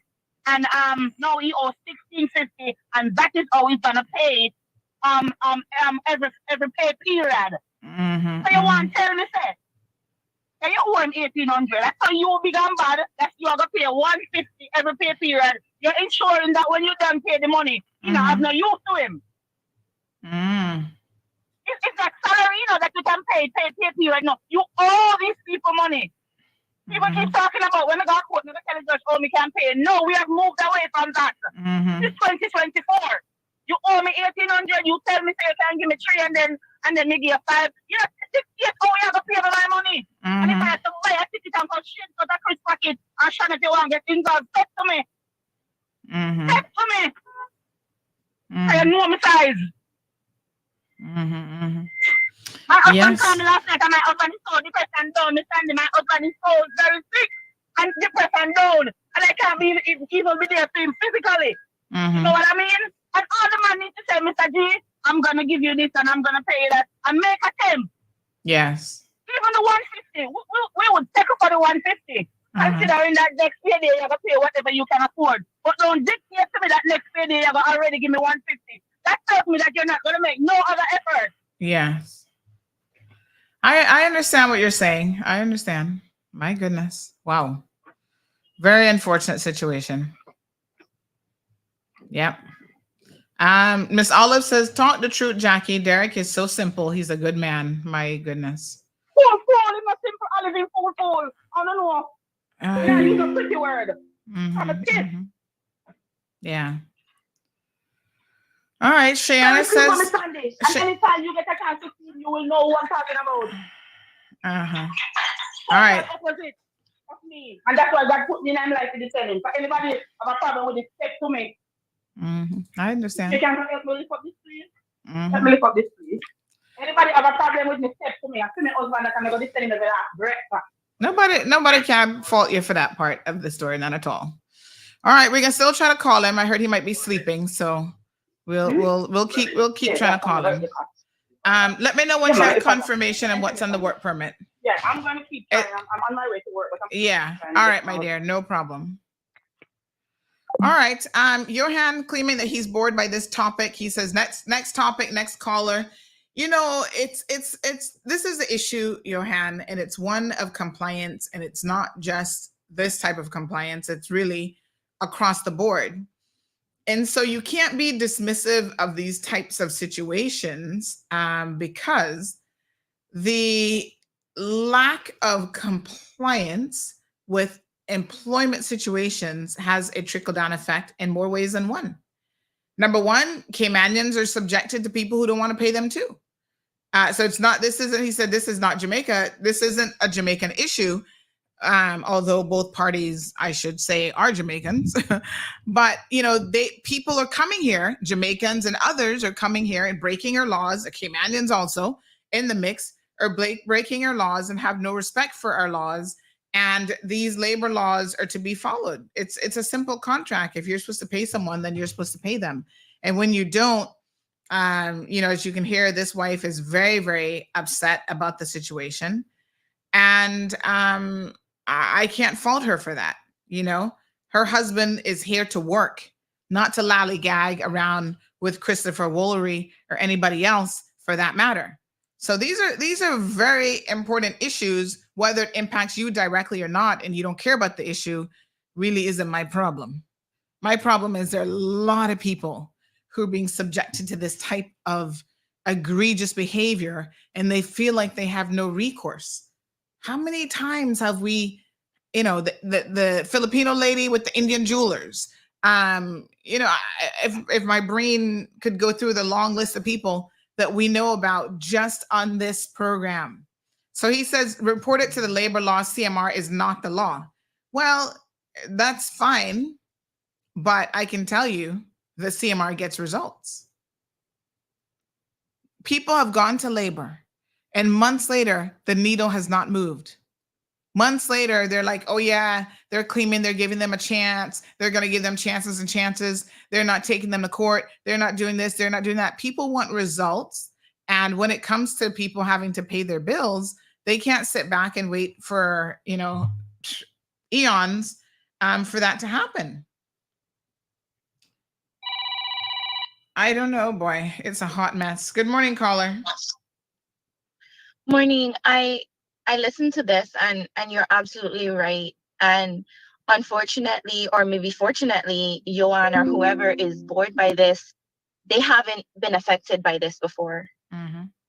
Because if you're working hard for a living and you're not being paid and you can't pay your bills and you can't support your family, it will affect you and you will have an interest in it.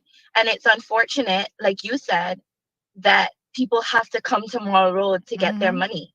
You could be in court or with the labor board for years. How is that going to help you eat? How is that going to help you pay your bills? Yeah.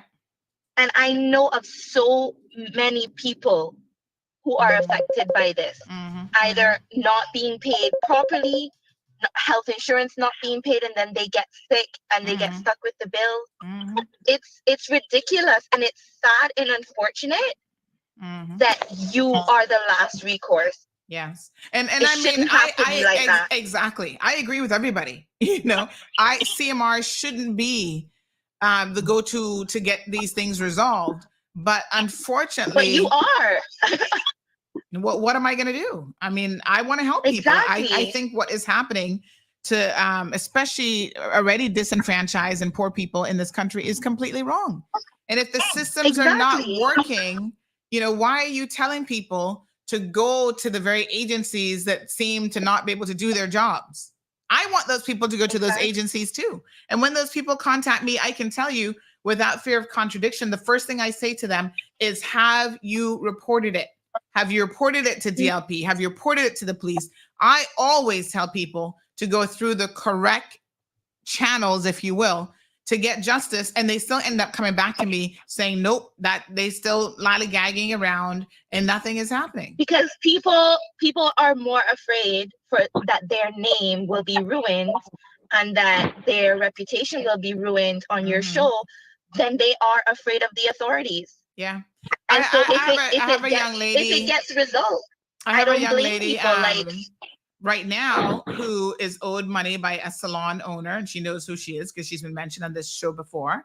And she messaged me the other day and she said, yep, she still hasn't paid me. She has reported it to DLP. And I said, well, what is DLP doing? She says she says, I don't even know. She said, I don't know what they're doing. They're certainly not communicating with her to let them know what is happening. I said, and it shouldn't be when you report these types of things to the authorities, right? Whoever is dealing with those cases should have a mandatory time frame to deal with these things, because like I said, this is people who are working and not being paid. How do they pay their bills? How do they eat? And then we wonder why the crime is up. I mean, I'm not making an excuse and I'm not saying that it's correct for them to go rob somewhere, but until you're put in a position where your children are starving and you're starving because you're not being paid what you're owed, until you're being put in that position, you don't know what it's like. Yeah. Yeah.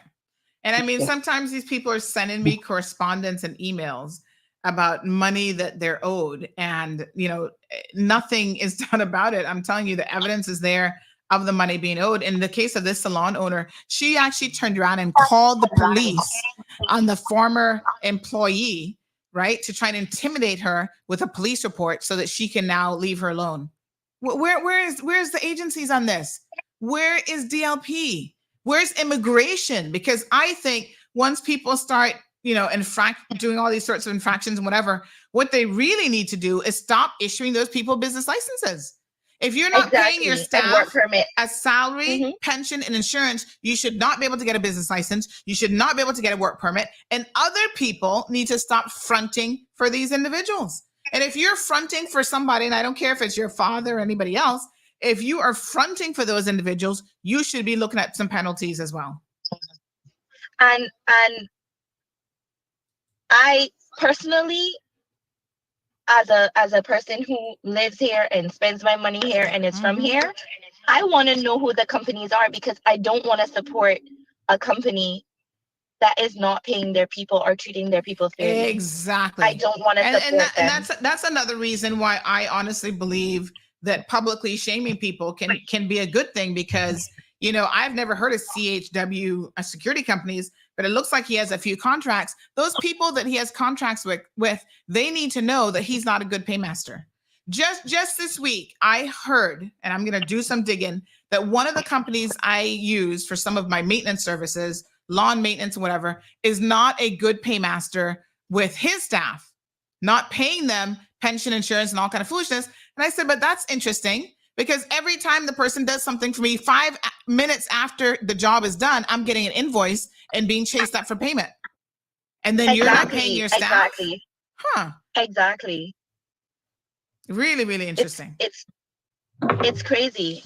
Thank you, Carla. I appreciate it. They expect to get paid, but they don't want to pay. Yeah. Thank you so much. Thank you. It's unbelievable. Miss Darlene, you're still there? Good morning. Good morning. Morning, yes. Listen, I can't agree more with that call. I was just on the line to say almost what she's saying. And you know what? People, we have to put ourselves in situations like this lady. Those who feels it knows it. Can you imagine working hard like that, making $6 an hour? You can't get paid. Half of these people, she just mentioned her husband and her live here, work here for how many years.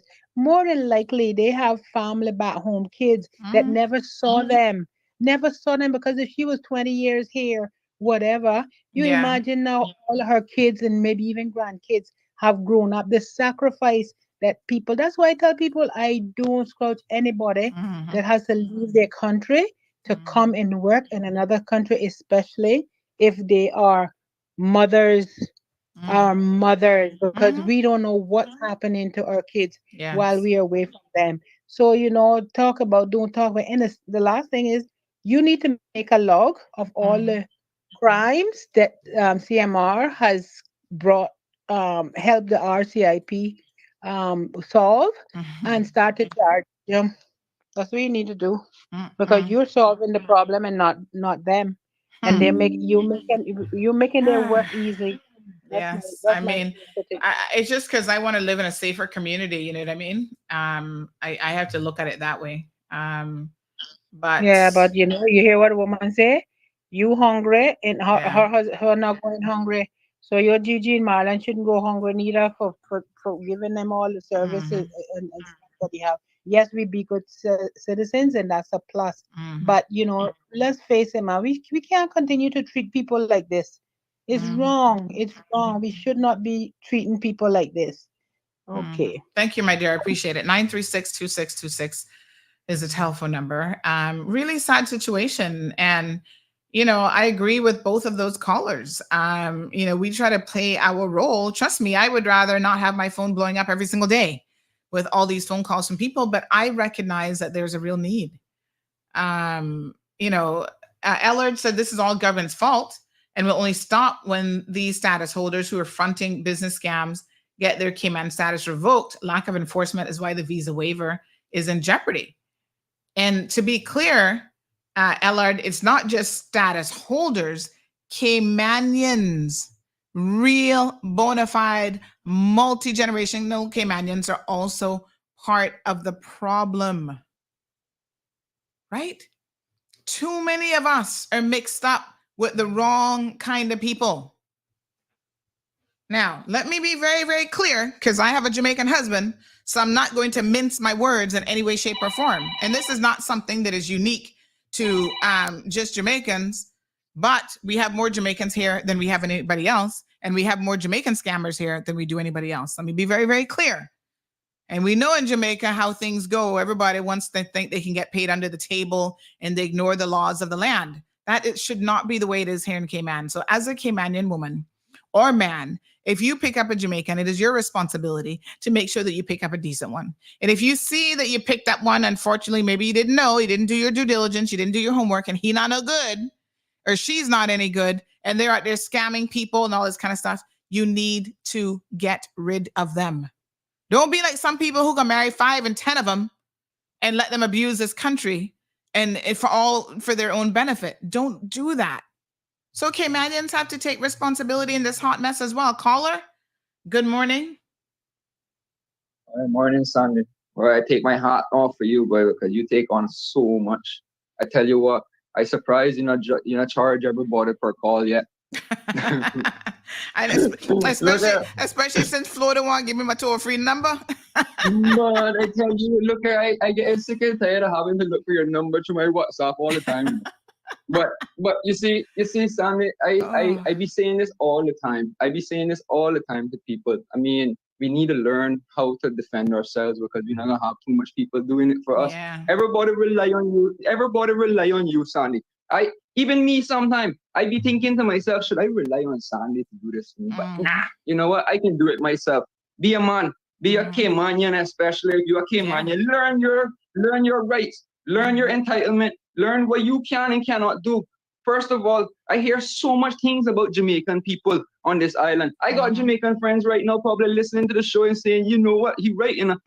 There's too much bad, corrupted people on this island, and on our particular island. Listen, no, people coming from all around the world, coming on this little small island and fooling us, you know. Well, they think they're fooling us, but listen, no right-thinking Jamaican is ever insulted when we call out Jamaicans because they themselves know exactly. They themselves know what the deal is.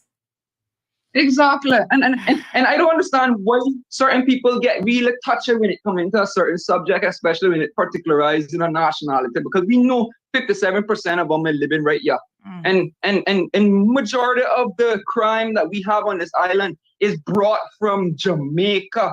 Majority of it, anything that you see going on, scamming, stealing, robbing, shooting, all these things. 90% of those crimes are coming from directly Jamaica. 90%. I can confidently say that because you look at the influence of it. You tell me which Filipino man you see coming running around with guns. Tell me, not saying that the Spanish people are doing it too, you know.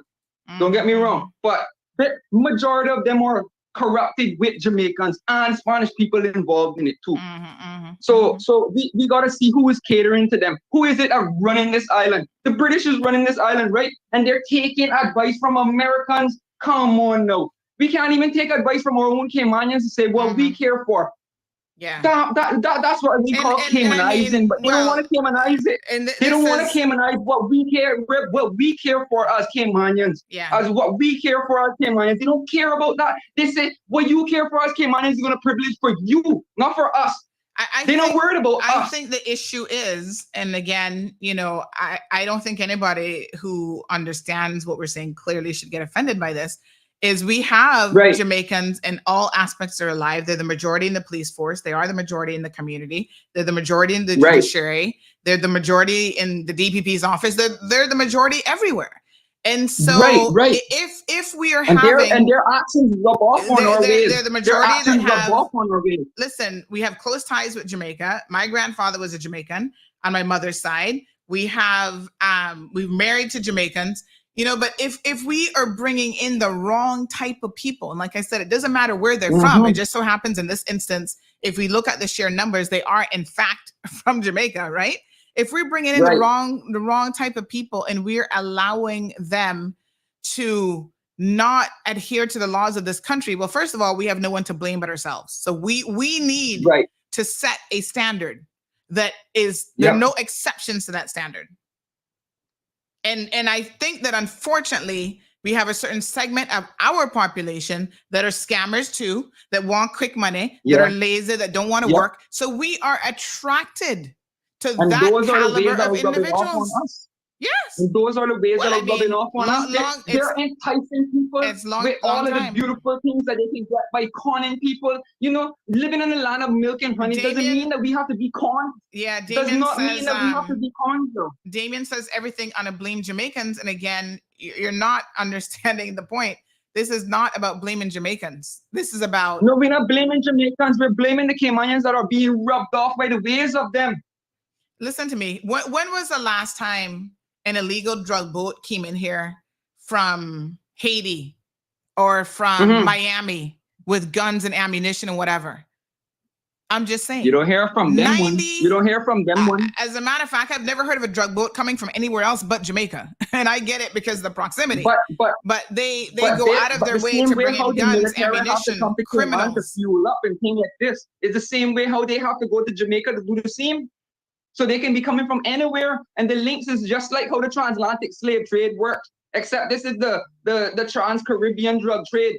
But I don't know nothing about that too much. You know? I can just tell you what. If we keep turning a blind eye and ignoring what we are afraid of, this is going to continuously be a problem. Continuously. And I hope everybody is comfortable with loving what we're doing wrong, because it's never going to change. The one thing I do want to say, right? I see some people, what's her name, Gabby said, oh, y'all got started war this morning. The one thing I want to say is when Jamaicans do wrong, we call them out just like everybody else. But I don't see, and this is interesting, and this shows you the difference between people, right? Whenever we call out a non-Jamaican, and we've done it numerous times, Caucasians from, Canada, the UK, whatever, the people that defend them. So for the most part, everybody can sit back when we report on Jamaicans, be like, boy, yes, okay, we're not gonna say much. The people that defend the Caucasians, like, oh, he stole the staple because you don't know what he's going through. Maybe he's having a rough life. I'm like, if that story was about a Jamaican, nobody would be saying that foolishness. Everybody would be like, or we would have to probably send him on the plane. We probably have to put him in the tire or something. That's how the people don't think about it. There is still a disparity. There is still a disparity in our community about holding people accountable across the board. That's why for me, it don't really matter where you're from. I'm about to blaze up a child predator who's a European child predator. I just waiting to get all my facts lined up. So for me, I don't care who you are. Try to get that for a neat subject going quick time though. I don't hear about what's going on with that because I have a conspiracy that our same turtle is going to be the same way. Oh geez, I'm peace. All right. All right, Alejandro. Thanks very much for the phone call. Somebody said to please give that last comment and kaboom. Listen, I see very well, even without my glasses. I see the realities of what is happening in our communities. I see the double standard, right? Like I told you guys, remember the one guy from, where is he from? He was Canadian or English? Remember the one during COVID that he got arrested on the private jet? He was going to, I think he was Canadian. Listen, I had Caymanians calling me, defending this man. Oh, Miss Sandy, you should take this story down. And I'm like, why? Is there something inaccurate in the story? You know what they were telling me? Oh, he went to church with me. He's in my church group. I'm like, so what does that have to do with anything? You never heard people going to church and being criminals? Oh, but him and his wife, his wife is going to pray about it. Good for her. Make her pray, but your husband is still a white collar criminal. He's still a scammer, and he done stuff before, got caught, and wouldn't stop and did it again. So the Fed set him up. They wanted him in American soil. They told that plane, come, land, and pretend like you got to refuel so we can nab this criminal. I don't feel sorry for him. And I don't feel sorry for, if that was a Jamaican doing it, I wouldn't feel sorry for him either. So this isn't about an anti-Jamaican conversation or an anti-Jamaican rhetoric, but the facts are, because we have more Jamaicans here, the majority of our foreign population are Jamaicans by a large number. It's just a numbers game. They're committing more crimes. And in their country, without a doubt, they see things and they do things a little bit different. Like their appreciation and compliance with the law is totally different. I see it in Jamaican life every single day, everything from traffic laws. Like I've never seen a country that doesn't have lines on the street. Like you stay in your line, you indicate, you do that. They just make it up. I'm like, where the heck are the traffic lines? Where are the traffic signals? So something as simple as that, they've done business with, they don't care. There is an overall lack of compliance for a lot of Jamaicans in their society. And that's what it is. And so, they might tell you, but Sandy, that's not a big deal. Those types of things, not a big deal. And I say, okay, when does it become a big deal? Does it become a big deal when I was reading yesterday that a big hardback man raped a little 11-year-old child for months? Is that when it becomes a big deal? Does it become a big deal when these men are grabbing 5 years old and babies and raping them and sexually assaulting them? Is that when the Jamaican community cares? Like, there is a sense of like lawlessness that permeates a lot of the society. And I think, people just become, it's like second nature. They don't care. Now, we have Caymanians who have that same attitude, right? We need to deal with them. What I think we also need to deal with is the importation of people with that attitude. And like I said, I personally don't care where you come from. Listen to me and listen to me extremely carefully. JD, I was noticing your comment earlier about how people keep calling me Sandra Catron, although I've been married for over 9 years to Hill, right? My first husband was a white man of German descent with blue eyes, okay? When his sister came here insulting my country, talking about we living in the bushes, her bird watching friend, this is my sister-in-law now, said, oh, Caymanians are living in the bushes. And I was like, listen, do not sit at my dining room table and insult me, okay? Because I'm going to set you straight. So it doesn't make a difference to me who you are and what you look like. Be very, very clear. I know in the real world that it does make a difference to a lot of you, what people look like. Yeah, they get a better treatment if their skin is of a particular color and if they walk around with blue eyes and green eyes and whatever. For me, it doesn't matter. On this platform, it doesn't matter. You're going to all be called out equally. Now, I can tell you without fear of contradiction that most of the employment and labor-related issues, most of the scammers and the victims are Jamaicans, and it's their own people doing it. They call all the time, this person took my money. Look at the guy that we had featured the other day. What was his name again? Oh, Lord, the one with the hospital picture. Talking about he up in hospital and blah, blah, blah, right? Miller, what his first name is? He's a Jamaican. What the heck is his name again? I can't remember his name now. Anyway, that man, Nicholas Ricardo Miller, he has been scamming people left, right, and center. Where he from? Jamaica. Yes? Where is the shutter scammer from? Jamaica. And they're scamming Jamaicans. They're scamming Caymanians. They're scamming anybody that is fool enough to fall for their scams. And trust me, like I said, the majority of people who call me for help every single day are actually Jamaicans. I am here trying to help you all, but I'm also saying as a victim of an employment scam, of a work permit scam, there comes a point in time when you all have to stop pretending to be so incredibly naive and ignorant, because you're allowing people to use you when you know that they don't have no company, they don't have no proper means of giving you work. So why are you giving them your money to take out a work permit for you, saying you didn't know that that was illegal? How somebody can take out a permit for you if they don't actually have work for you? In what universe does that make sense? In Jamaica, because they don't care, right? So well, Miss Sandy, I never thought anything about it. I never thought anything. Really? You wouldn't be calling me as a victim now if you yourself wasn't trying to take advantage of the system. And then you feign ignorance that, oh, you didn't know. I mean, I begin to wonder, how can you not know? Right? Somebody can just take out a permit for you and then you must go out there and find your own work? That doesn't even sound logical. You don't know that sounds fishy? That doesn't sound right? Come on now. Too much foolishness going on around the place. And I'm telling y'all, you need to stop it. And there's too many Caymanian women in particular, not so much the men I've noticed, but the women in particular who want to lie down all day and do nothing.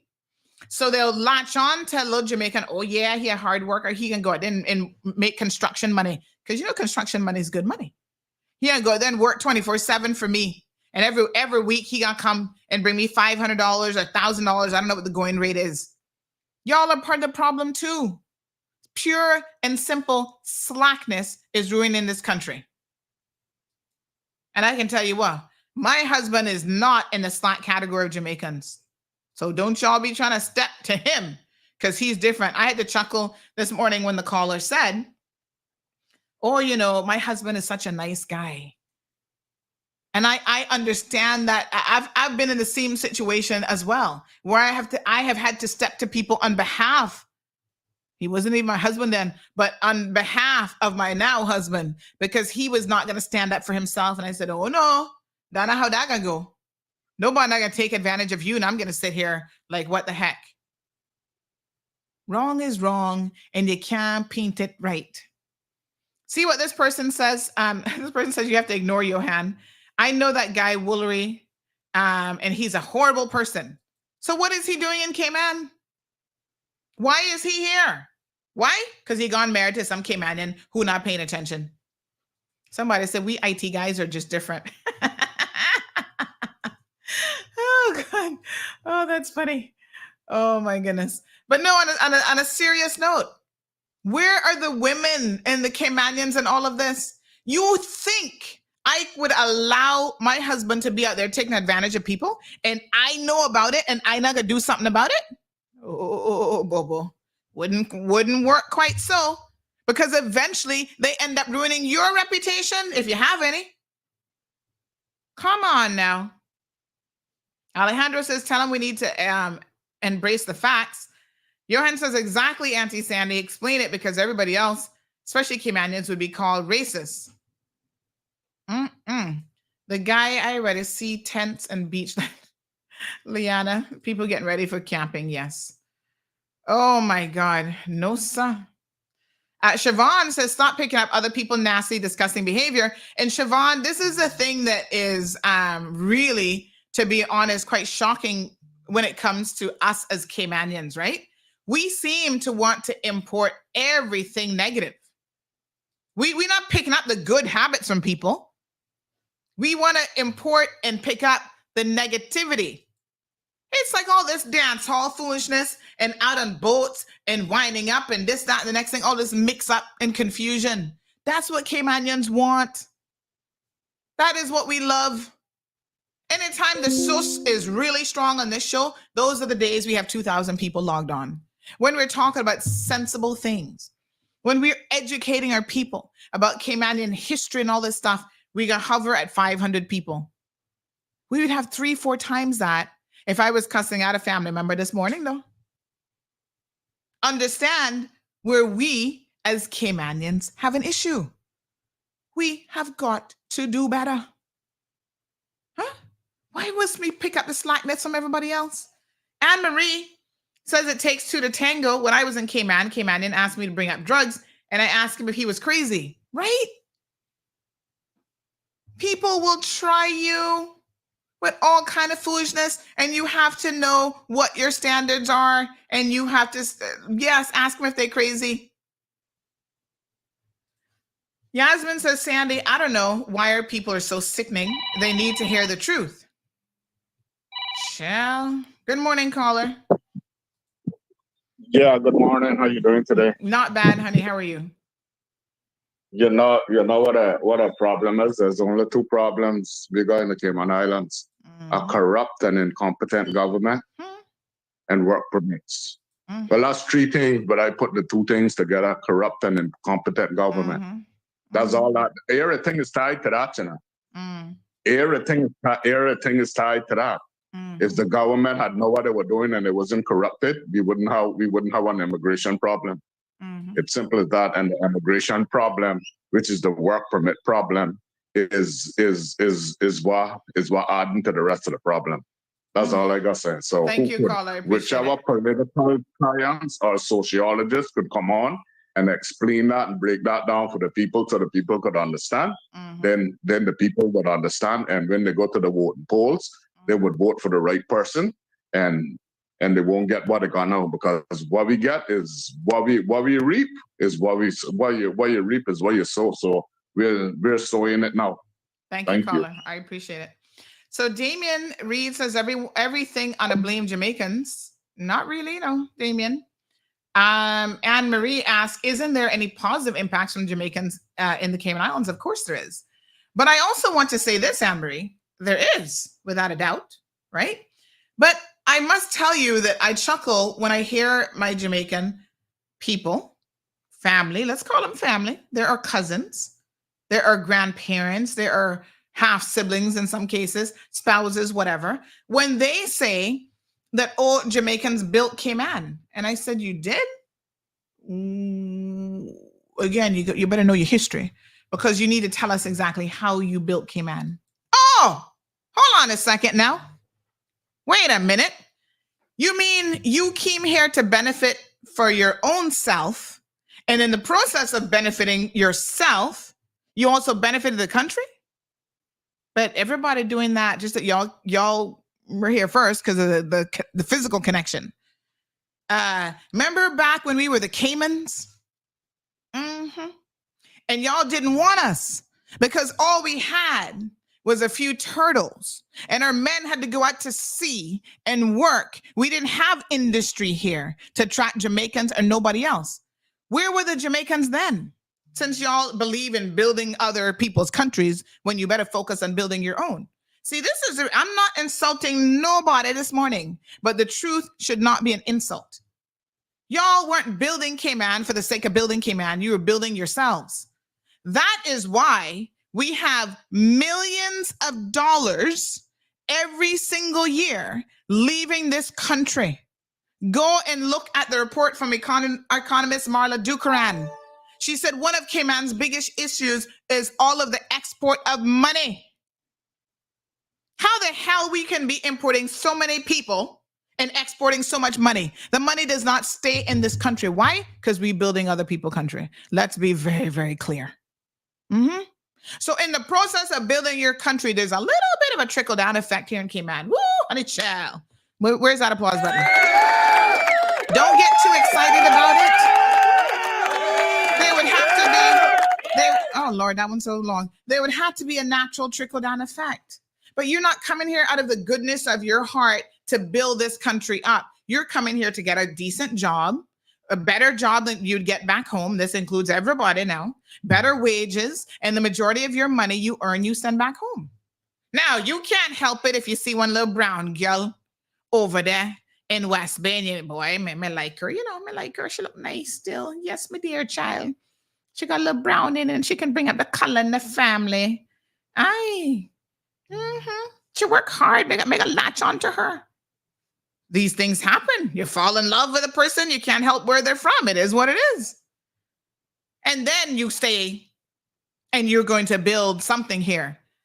Y'all were so busy building your own country back in the day that the truth is our immigration laws are what they are today because of the lot of historical abuses from Jamaican nationals.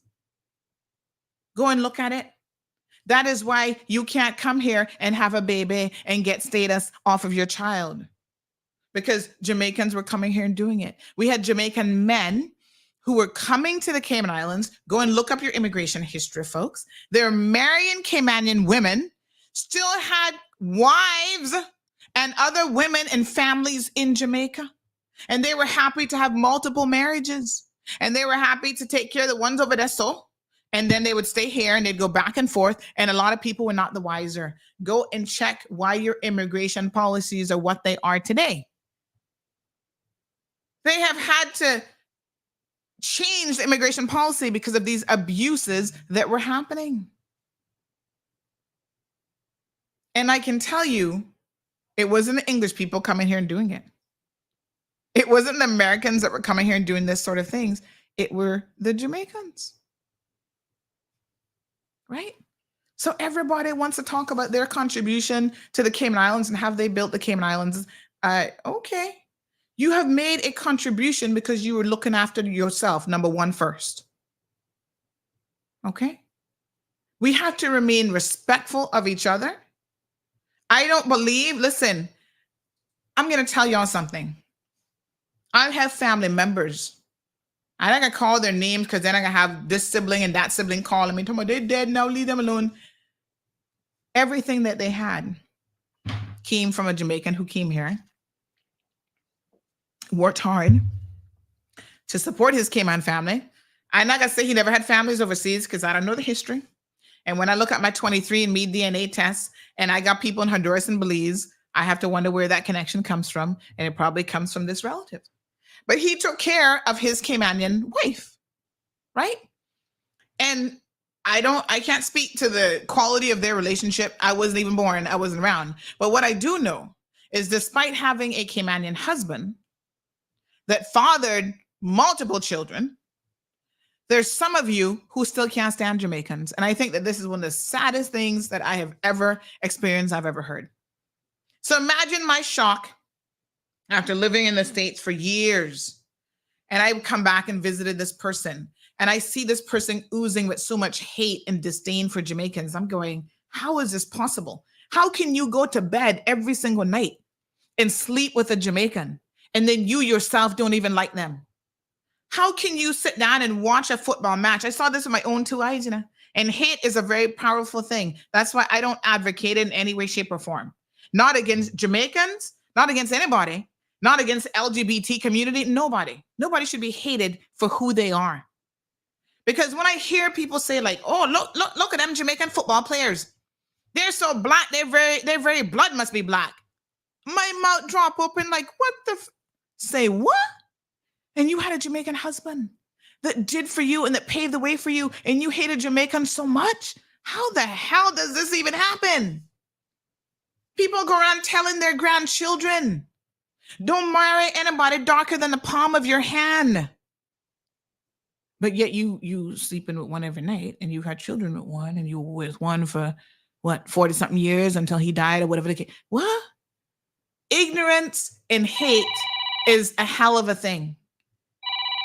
And so there's a difference between being honest and having direct dialogue and conversations, and hating people and being a racist because of who they are. And I want y'all to separate them, because they're two very, very different things. And I'm not encouraging racism. I'm not encouraging hate against anybody. Good morning, caller. Hey, Sandy, boy, you know, we're talking about that racist business. Hey, you know, I've been in the art gallery for a while now, right? I've met a lot of people. And when I say a lot of people, foreigners, right? I can tell you one thing I've experienced. You see, a lot of the African Americans, oh my God, they give me anxiety. I gotta let you know why. One of them came to the gallery, just say a group of them came to the gallery, but one of them asked, why you use a WP instead of a BP? And my God, I was like, before I answer your question, what in the hell is a WP and a BP? And they were like, you know, I don't want to sound offensive or anything, but like white people, black people. I was like, what the freak? Like, you know, Sandy, to me, it's amazing why people just focus on skin color. I don't understand it. Like, it's not even behavior, you know. It's skin color. Why is it that people feel offended by looking at a different race? Like, we're living in the Cayman Islands, obviously, right? And the Cayman Islands is a very diverse population. Like, we got over 130 different nationalities, correct? And they all come with different skin tones. Not one day in our lives that we think of hating a person particularly because, or disliking a person, I would say, because I don't like using that word hate. It's used very frequently, right? But when you dislike a person because of skin color, oh my God, I think that's a very poisoned, corrupted and not mind. Just let me just also say this: it's not just skin color; it's also nationality. Because I know Caymanians the same way they feel about Jamaicans. Now they're feeling the same way about Filipinos and Spanish people and this one and that one. So I'm like, listen, there's no room for this type of hate. Like, hate doesn't get us anywhere. Prejudice doesn't get us anywhere, right? If we're going to invite foreign workers into our country, I think that they should be treated with respect. They should be treated fairly. They should be paid if they work. They should get their benefits. And if you as an employer don't want to do any of these things, then don't hire people. Don't hire foreign workers. You know what's so sad too, Sandy? Because I've personally experienced this, and I did it like an experiment on myself, because I was like saying, I hear a lot of people talking about it. I don't understand it because I'm not involved in it. I'm self-employed for over 10 years. I don't even know nothing about being hired. Being hired right now and looking at the amount of people that actually look at you and say, hey, that person looks very intimidating. Let me talk about him. and say something that I can judge him, but I'm not going to say it directly to him. I've had that happen to me, Sandy, and I'm looking at it like, why do people just look at a book and say they don't like that book because of the cover? I don't understand it. Like, before you go and look and open and read the index, at least to say what it have inside of the book, or ask questions and say where are you from, or who you are, or what are you doing, and how are you? You know, like those type of questions. They look at the cover and say, boy, you know, I don't like that person because he look intimidating. He don't look like that type of person that got anything or this and that. I'd be like, you know, sometimes those are the most prejudiced and racist people that we, not even looking at skin color, just looking at a person and disliking how they look. Jesus. No, and you want to know where the discrimination come from and why we can't abolish racism in Cayman? Because we keep introducing it. We keep introducing that type of behavior and condoning it, like as if it was a normal thing to judge people by the way they look. That is so sad. That is so, and preventing them from having a life. That's what we going on right here in Cayman. We call it, I personally call it a taboo. It's a taboo. We don't have nothing more than taboos on this island that is keeping all of us from advancing. This is why we're always going to be stuck 20 years behind time. I don't care where anybody got to stay. Hurricane Ivan out and bursting soon come back again. What a hot mess, honey child. What a hot mess. But yes, you know, it's shocking, really, what is happening here. And like I said, the fact that we have so much wealth that is being made in this country, and then the vast majority of it doesn't even stay in this country, is something that is really, really sad. Y'all need to go and have a look. I was trying to get the figures of exactly how much money is repatriated every single year out of Cayman. So be careful when you're talking about your building Cayman, you know, because I, for one, know that that's not the truth. Dee says it's 30 plus million. I think it's more than that. Damien said it's over 400 million. That probably sounds more like it's right. Siobhan says, I hate when people talk, oh, how we helped build Cayman. No, you didn't. GTFO here with that. Aliana says, you can't build a house without a foundation. So can we expect the walls to be strong and straight? Good morning, Miss Rose. How are you? Al says the deflection is real. It's easy to use others as a scapegoat. Amani says, amen. Hunter in the house. Hunter says, amen. Michael says, true caller. Right on, caller. A country of too much cultural influence. We can't be shocked at the social issues we have. And like I said, it becomes a question of, you know, we've had our regional partners on the show before, and they've talked about, like in Turks and Caicos, the influence that they have there from the Haitian community, for example, and how that has changed their culture, right? Don't deny what is happening right in front of your own eyes. Because if you deny what is happening because you're afraid of, oh, if I tell the truth, I'm going to hurt somebody's feelings, you will never get anywhere in this world. You will never get anywhere in this world if your only concern in life, or your primary concern in life, is hurting people's feelings. Because trust me, people's feelings will be hurt with the truth. And you still have an obligation to speak the truth. That's why I tell people, I not really, your feelings you have to own. You know, I can't help you with that. That's not my job. My job is not to make y'all feel good. It's to discuss the issues facing this country. And there's a lot of underlying stuff that we don't want to talk about, that we are afraid to talk about. They get minimum wages, $100 a week for marriage. Here, Donna, what a mess. We have got to stop it.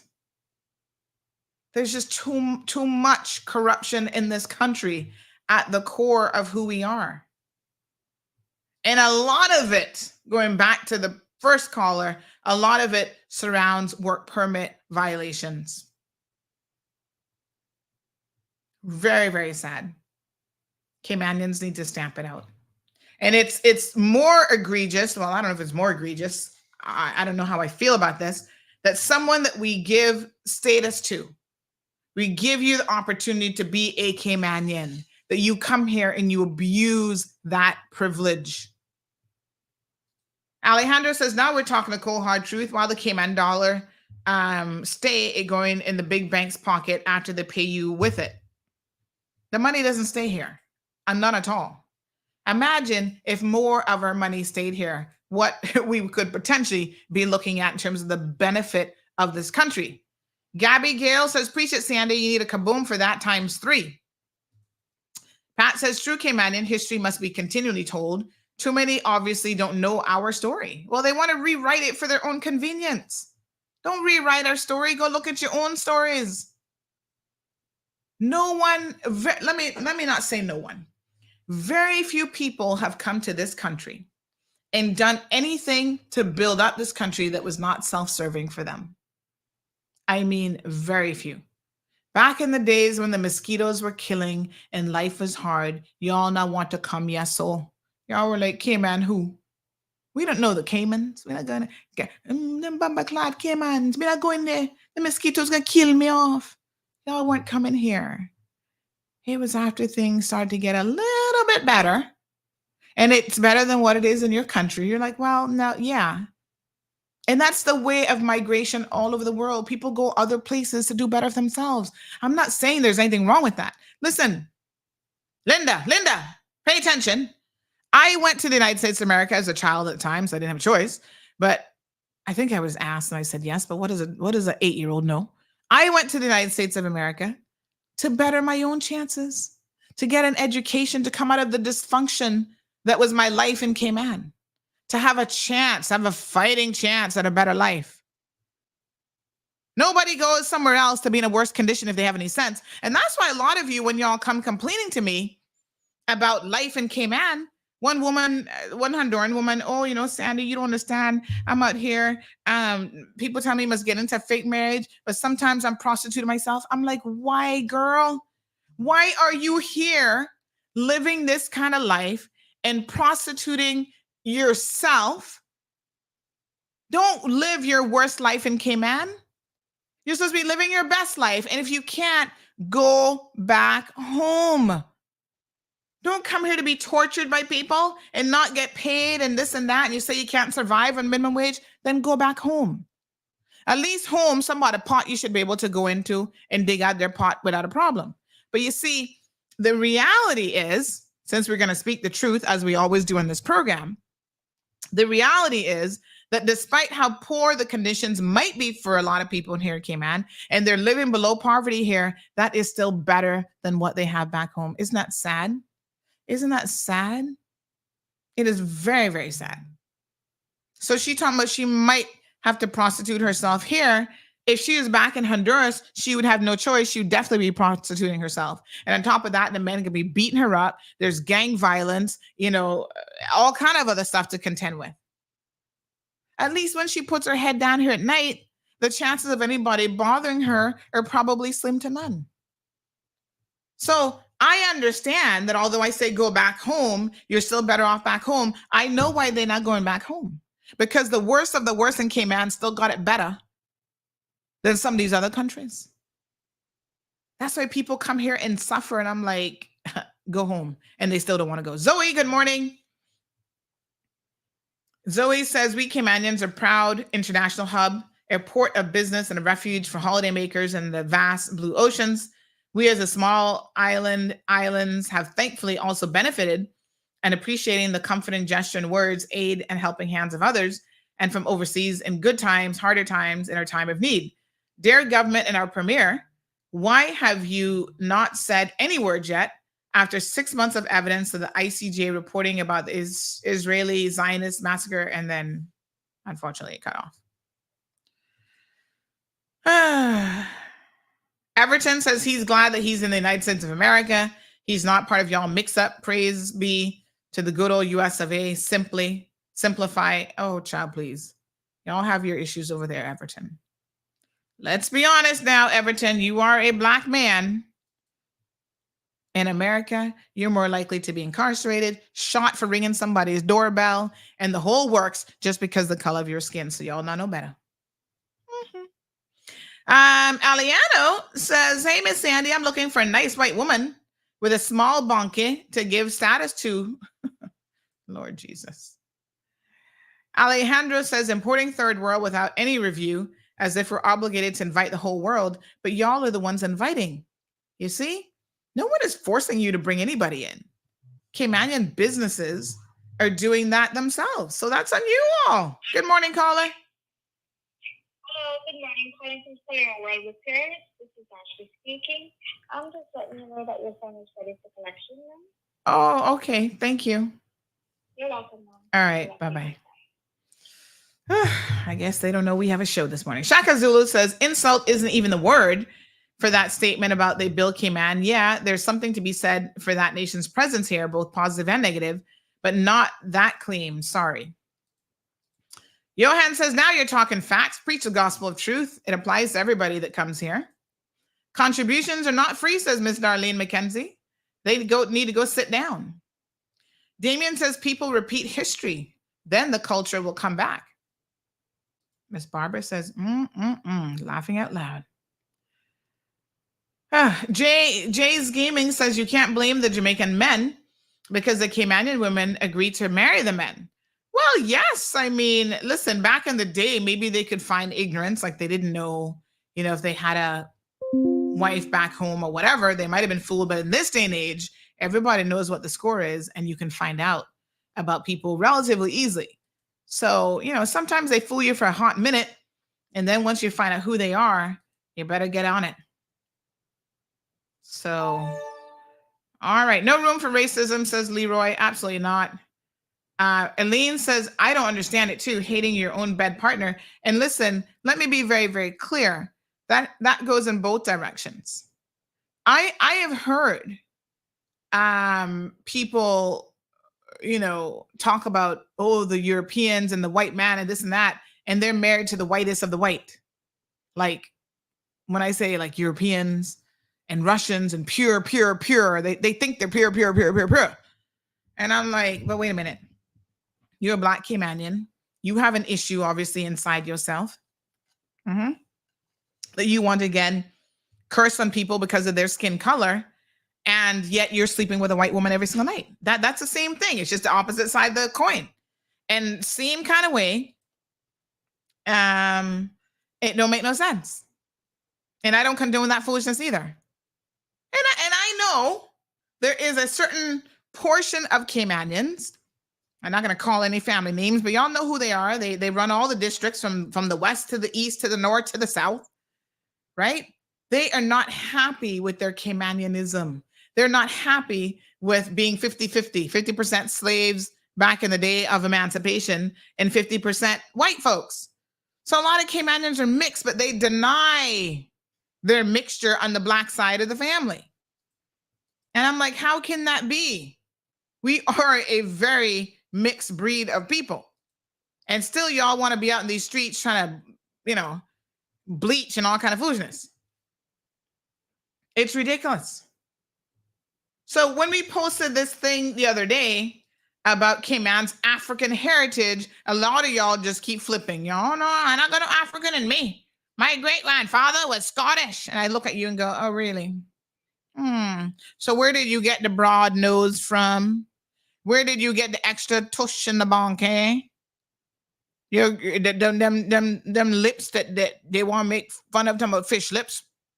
You better pucker up, honey child, because you didn't get that from your European side of the family. I don't care if your great-great-grandfather was Scottish or not.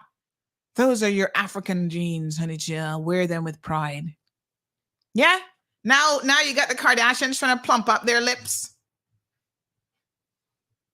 and putting in butt implants to look more African, although traditionally that's who they've made fun of. So let us examine and be fair to our history and appreciate all aspects of it. Do not deny who you are. What you embrace says a lot about you. So y'all want to just embrace the white side of the family? Some of y'all have 2%. I told you 23andMe claims I have almost 20% European blood. I ain't got business with that. 20% is nothing. It's the 80% that matters. So I'm not going out of my way to tell my great-grandfather was a white Jamaican, he was a Scottish man. He came by way of Europe. I hear y'all. And I'm like, poor y'all.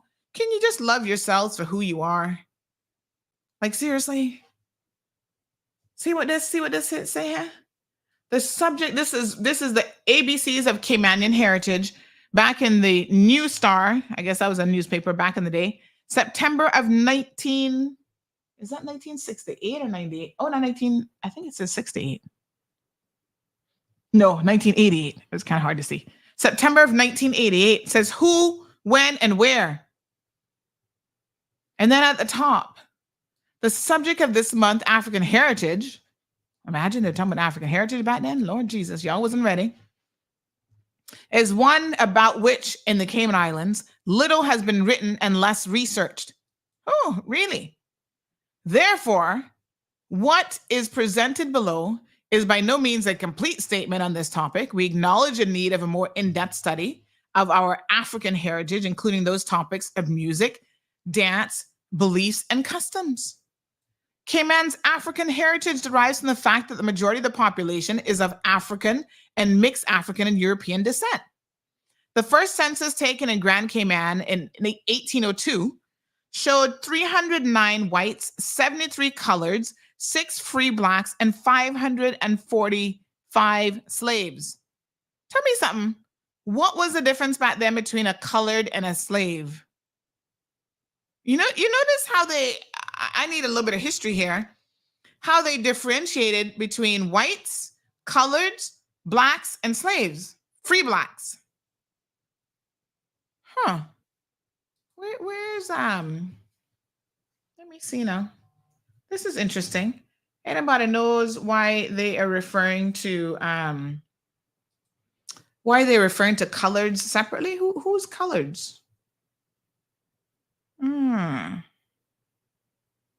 This is interesting. Anybody have the source on that? Coloreds would be who? Interesting. I need to inquire about that. I'll have to call somebody. I wonder if Mr. I'll tell you what, give me 1 second here. Let me see if Mr. Macfield would know. Who would be the coloreds? Aren't they black people same way? Let's find out. History lesson, history time. Gather around, students. I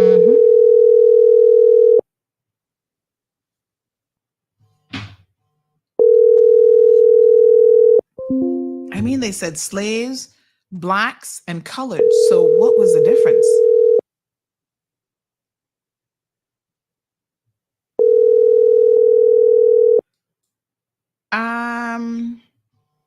I don't know. This is interesting. I'm gonna try to find out. Let me do some little homework on this. Y'all have a homework assignment to inquire about what the difference was. Somebody says Dr. Frank might know. I was trying to call Steve. Let me see. Frank. I don't know if I have his. Do I have his number still? All right. Let me see if I don't think I have his number. Somebody said we were called colored and then start Negroes. No, but this actually has, somebody said the freemen are mixed individuals. So they were the mixed races that they were calling coloreds? I'm not sure.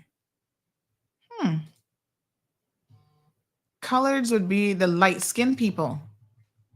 Oh, okay. Good morning, caller.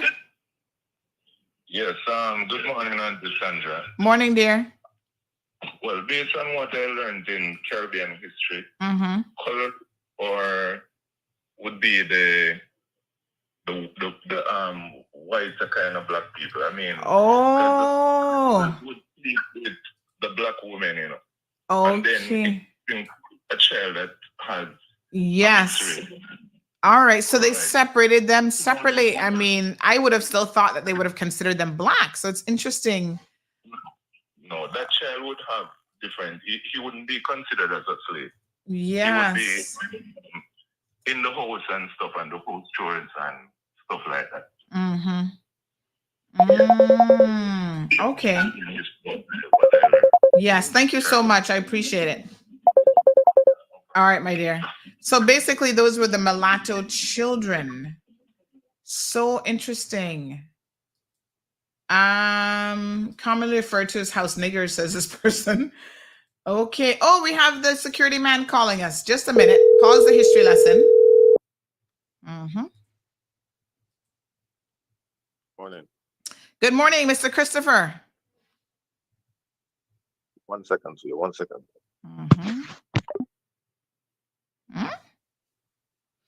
Okay, so colors is when they were mixed. So what? Maybe like one black pair and one. And to be honest, now y'all talking about they were having relations in Cayman. Maybe it was a little bit different. I noticed he hung up on me. Did he mean to hang up? In Cayman, it was a little bit different. But most of these relationships were not consensual.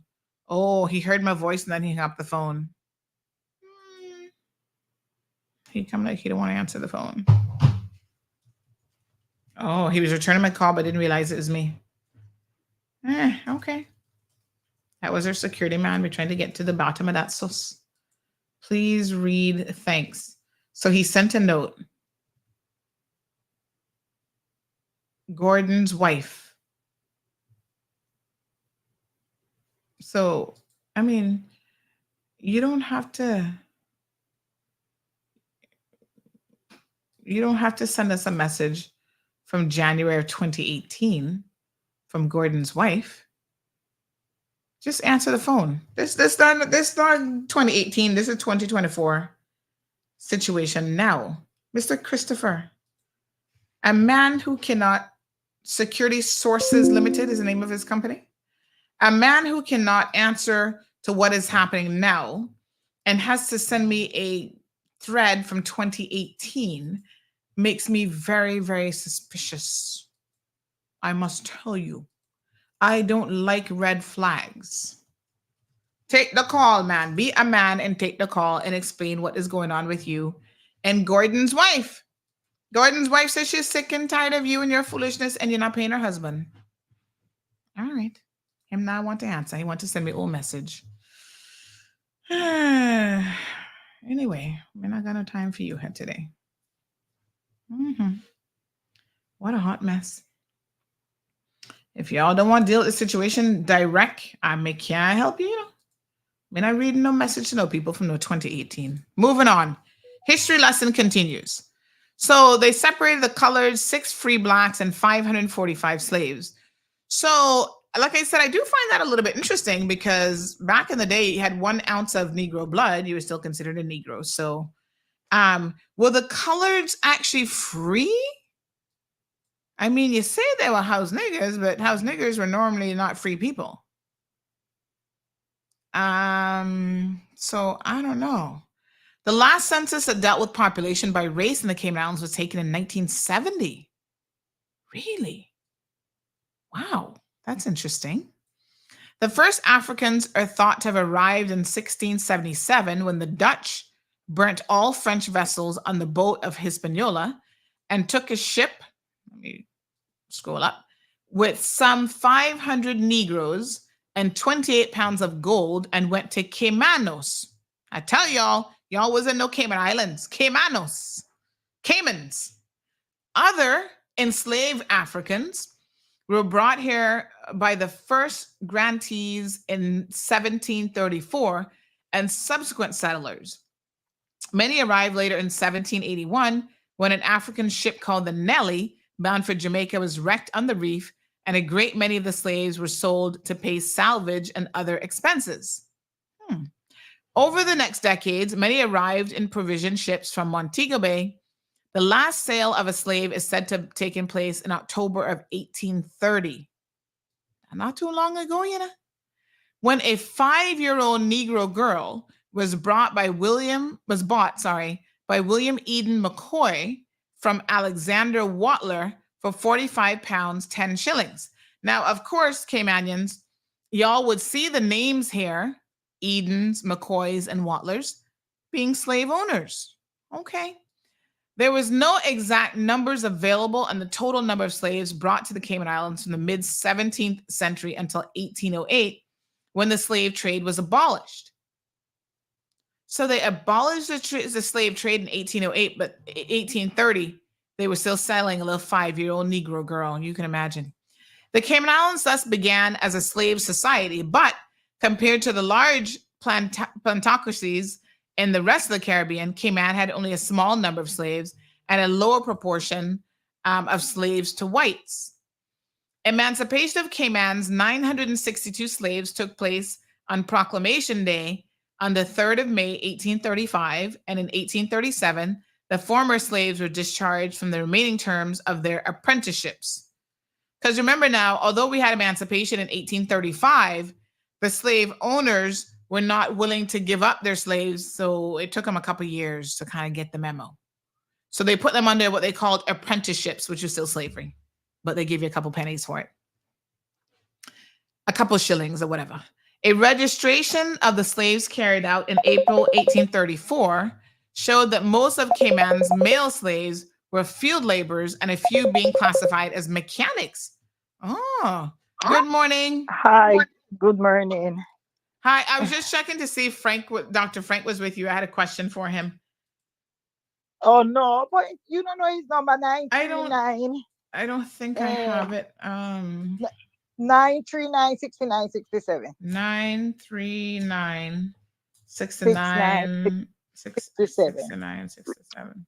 Oh, I hear Frank telling Sherian last night that if you see the amount of stupidness that Shahini is digging up off of Frank's Facebook from a long time thing and reposting. Did you see that? No, but remember now you're on radio, but you're live on radio. But listen, we're very, very aware of what Shahini is doing. She's a desperate woman, and desperate people do desperate things. And so nobody not paying Shahini no mind. And yes, I saw where she went and dug up a video from years ago, trying to cause. What I'm saying, Sandy, people need to stop the fight. We have bigger fight to fight with other people that come in here. We can't be always fighting with ourselves. That's the main thing that I'm trying to say. Yeah. The fight is well, she's petty. I'm not paying her no mind. She's petty. She's upset. The truth upset some people, you know. So she's upset that the truth was told about her. So now she's trying to cause a war between me and her. But I'm not warring with Shahini because Shahini don't have no sense. So, you know, she can sit and I mean, listen, my sister was bragging at the airport that she getting a Miami trip out of Shahini because she come and tried to beat me up. So you see how low these people will go, but I'm not warring with them. I can make the police handle them. That's how that gonna go. But yeah, she's small-minded and petty, and she's been showing her colors. And yes, I have heard, I've unfriended her and blocked that account, but I've heard all the foolishness that she's been posting on social media every single day. Like somebody who's obsessed. She needs to get a real job and go pay her staff is what she needs to do. All my husband is saying that nobody come and fight with him. They must leave him alone and stop dig up things. Frank is too old to be in any, and he's stopped the drama a long time. Right? Yeah. I know. I mean, listen, we had a conversation here on the show. The hatchet was buried, but you see, this is what they have to do. They have to keep going back, trying to dig this stuff up because they don't want the hatchet to be buried. So that's why I'm not paying them no mind. I at work, so you can call him. All right, my dear, no problem. Thanks very much. Yes, I mean, poor Shahini. Y'all need to pray for her. She needs Jesus in the worst kind of way. All up in her feelings. Hey, Gadari, I see you. What's up? She's all up in her feelings, honey child. Upset because somebody says she went after her best friend's barely legal, if he was legal, son. And everybody know that story. So that not no news. That not no. Everybody know that. You must leave children alone. You think as a big woman in my 50s, I can have my best friend with even a 19-year-old, or even say he was 20, and I gotta go and check my best friend's 20-year-old. Y'all need to slap me. Hello? Hello, Dr. Frank. Good morning. Hello, good morning, Sandy. You all right? Yeah, I'm here working away. Okay, we were reading a little bit about Cayman history this morning. And so I was we were reading a little bit about Cayman history this morning, and I wanted to reach out to you because I had a question, although I think now my audience might have answered it for me. First of all, I just spoke to Sylvana, and she said that you wanted to make it clear that these people who were taking your old videos and trying to repurpose them in order to create friction that you're not into that. And I appreciate that. I didn't think that that's what was happening. But you see what they're doing. You notice how they take your videos and they put a current date on it as though you're just saying it. You see how duplicitous No, people can be? I haven't followed all of it, but I'm aware. I saw that something like that was happening with Shane. Well, her name is McLaughlin there. Yeah. Yeah. And I was wondering, I said, that's quite a while, and why they're going back to that at this particular point. Yeah. But this is what people do. And this is why I think, and at the moment when we had our last conversation, you probably didn't understand what I was saying in terms of why it's important to remove these things, because people just like her will go back, try to repurpose it, clip out certain aspects of it, stick today's date on it, and people think this is a new thing. That's what they do. Idleness.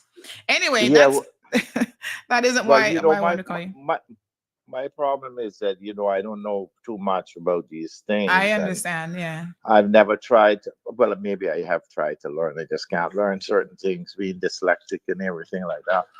But what I'm saying is that in terms of we need to move forward with our conversations, people in the Cayman Islands. We tend to always use it to divide rather than use it to explain.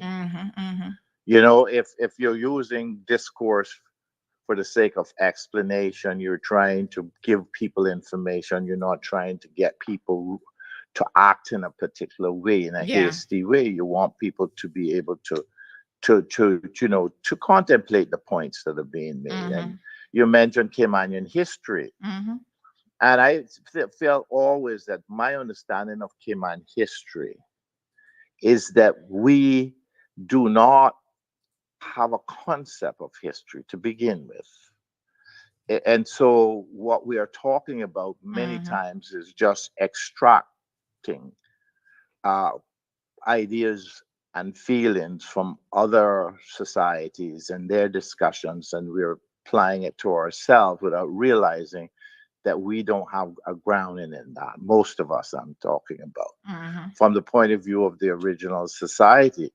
We came to Black History Month, for instance, and if we were to understand that that's perhaps one of the most blessed parts of the Cayman Islands is the Black history, because that was a history that really informed the society. And I made mention of this like some time ago when I'm talking about Roy Borton's book, the stories that my grandfather never told. And there's one story in there, with this talking about this lady, the difference between a white lady, a brown lady, and they're competing for an English military or naval gentleman. And of course, the colored woman wins at the end. But it brings in what it does is flushes out the fact that both the white Caymanian and the brown Caymanian believed in the African superstitions, especially when it came to what we might call voodoo or obeah.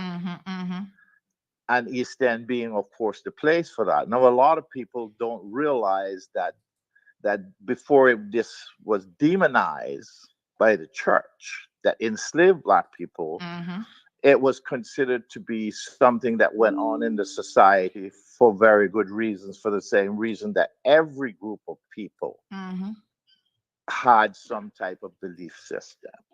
And so when we begin to look at that further, we see when we go and look at Dr. Creighton's book, his Founded Upon the Seas, I think it's page 71 or 72, where he's telling us that because Cayman tried to begin production in cotton, it had very late importation of African slaves. And so when slavery was abolished in 1834, we had Africans still with their African names, and they were still pretty young. And it then goes to show that the African influence in Cayman was the strongest influence. Yes. And well, I'm reading this. I'm reading this American Cayman's African Heritage publication from 1988. And one of the things, this is why I was calling you actually. This was in the New Star in September of 1988. But it says here, and I think we figured it out, but it says The first census taken in Grand Cayman in 1802 showed 309 whites, 73 coloreds, 6 free blacks, and 545 slaves. So my question to you is, who are these 73 coloreds? But I think I figured out. But why would they be separating them from the black people? Yeah, because that's when they started their propaganda to make people believe that this was a threat to them, bringing their money here and being able to control this place. They wanted to say that there was no African consciousness here, as in Bahamas, where they were running from, and other islands in the Caribbean. That's something that people like Paul Harris had something to do with. Those people that came here in the beginning and helped to set this thing up as a diversion from the Bahamas, because they couldn't control the politics in the Bahamas. They had to come to Cayman, and they started to duplicate what they had been doing in the Bahamas, but without having had a plantocracy and people who worked for black people who worked for the plantocracy that had gained some kind of education. And just to be clear, the coloreds, as they have them listed in the census, would have been the mixed breed people then, who are a little bit fairer skinned. Well, I think that the coloreds, I have no idea, but they're saying they're whites and coloreds and blacks, right? Well, yeah, they had it divided into whites, coloreds. There was only 73 coloreds, 6 free blacks, and 545 slaves. So it looks like they were distinguishing, and somebody else said in Caribbean history, they learned that coloreds was basically what we would term mulatto, maybe half white, half black or whatever, the fair skinned ones. But it's so interesting that a census would have seen them as different than, make them choose one side. They were either white or they were black, right? No, well, it wasn't a census. That was an indoctrination. They were indoctrinated because what we had set up is a racial caste system. Which I call a pigmentocracy. It's a pigmentocracy. Cayman is a pigmentocracy. But this is part of the formal census. I was shocked to see it show up in that way, to be honest, because I didn't think that they would have acknowledged them, as a separate category. If you had a law that said that white men could marry white women, colored women, and black women. Colored men could marry colored women and black women, and black men could marry only black women. That's why the population changed in terms of what we would consider the racial stratification. That the black numbers decreased. Well, let me. We're a little bit short on time today, Dr. Frank, but I want to finish reading this document. But of course, we're going to pick up on this conversation again. I'm definitely going to invite your knowledge on this area, because I know that obviously this is your area of expertise, right?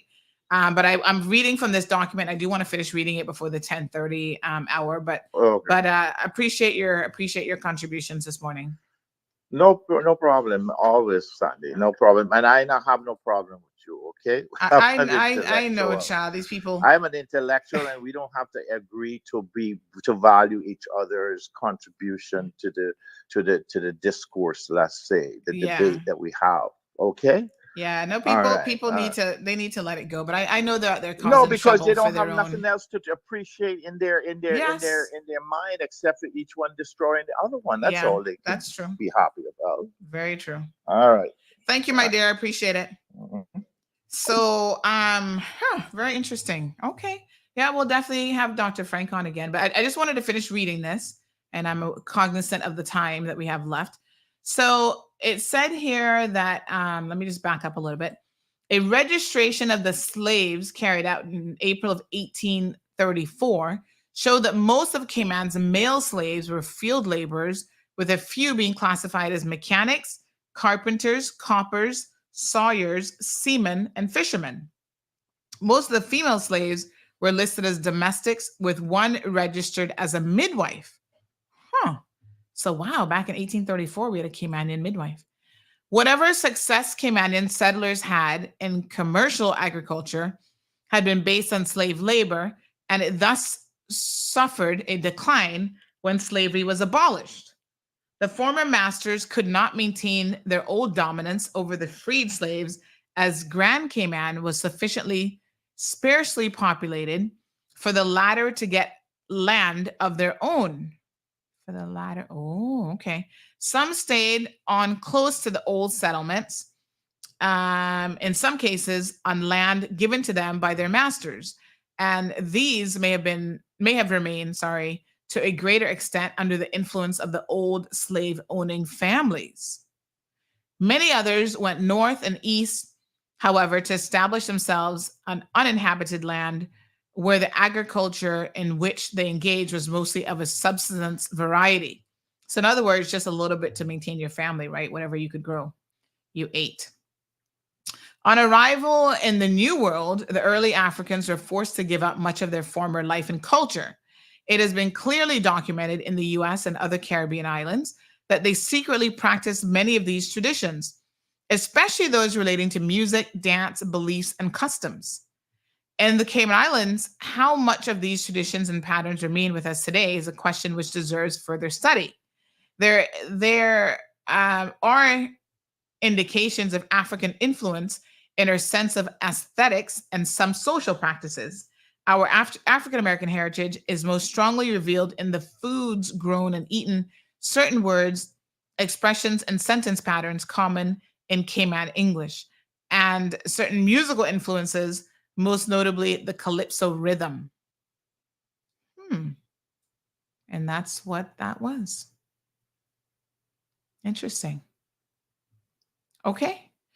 So that's what this Cayman African heritage, very, very interesting document.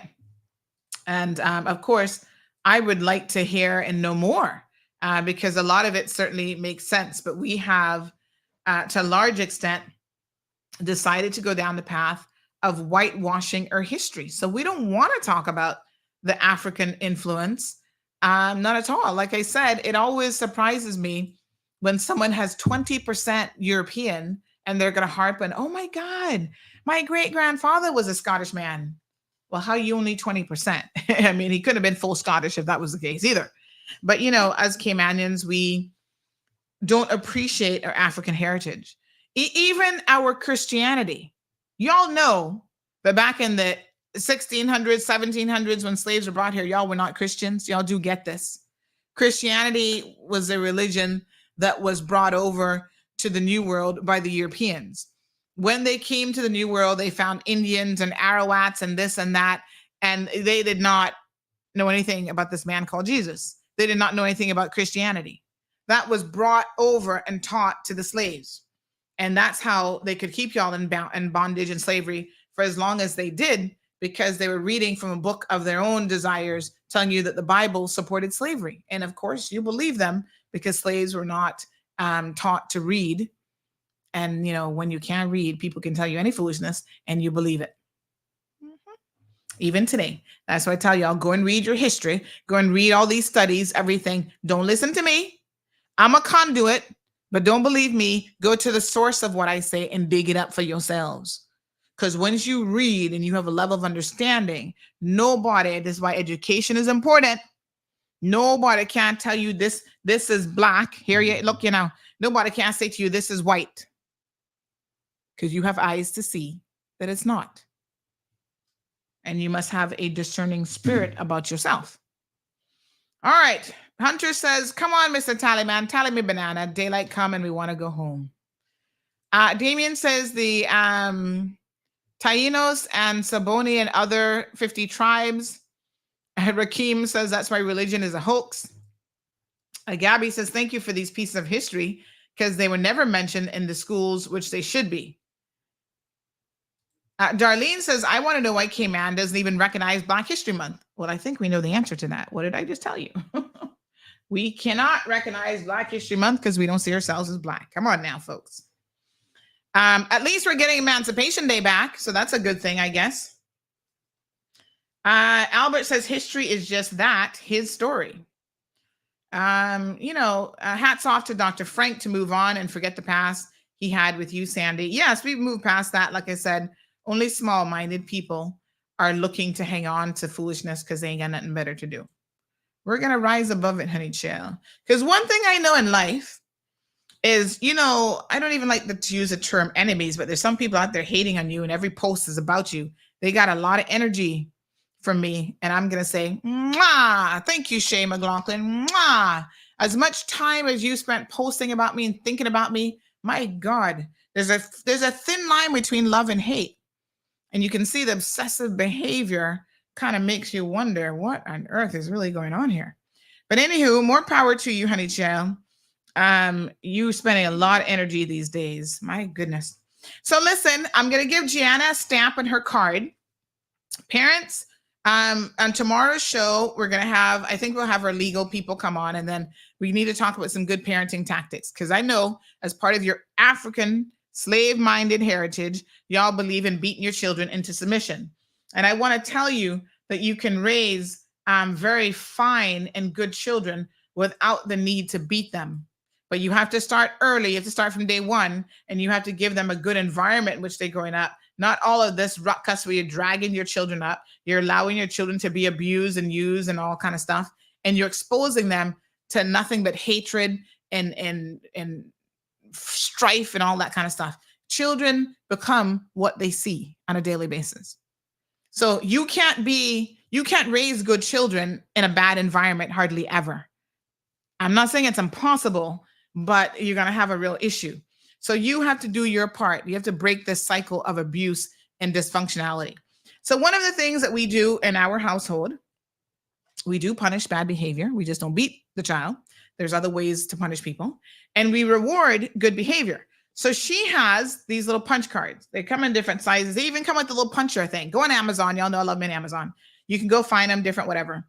So this one is Gigi's best B, because it's a little honeybee. Y'all see the honeybee? Behavior punch card. And she gets a punch card for certain things. As research, it takes the brain 21 days to construct a new nerve channel. Human behavior will form into habit after 21 days of repetition, and the habit will be stable after 90 days. Okay? So you put the child's name on the front, and then you can do name and what it is that they're going to earn. So she loves toys, honey child. She's going to get a toy. So this is based on the 21-day method. Now, we're not doing one habit for 21 days.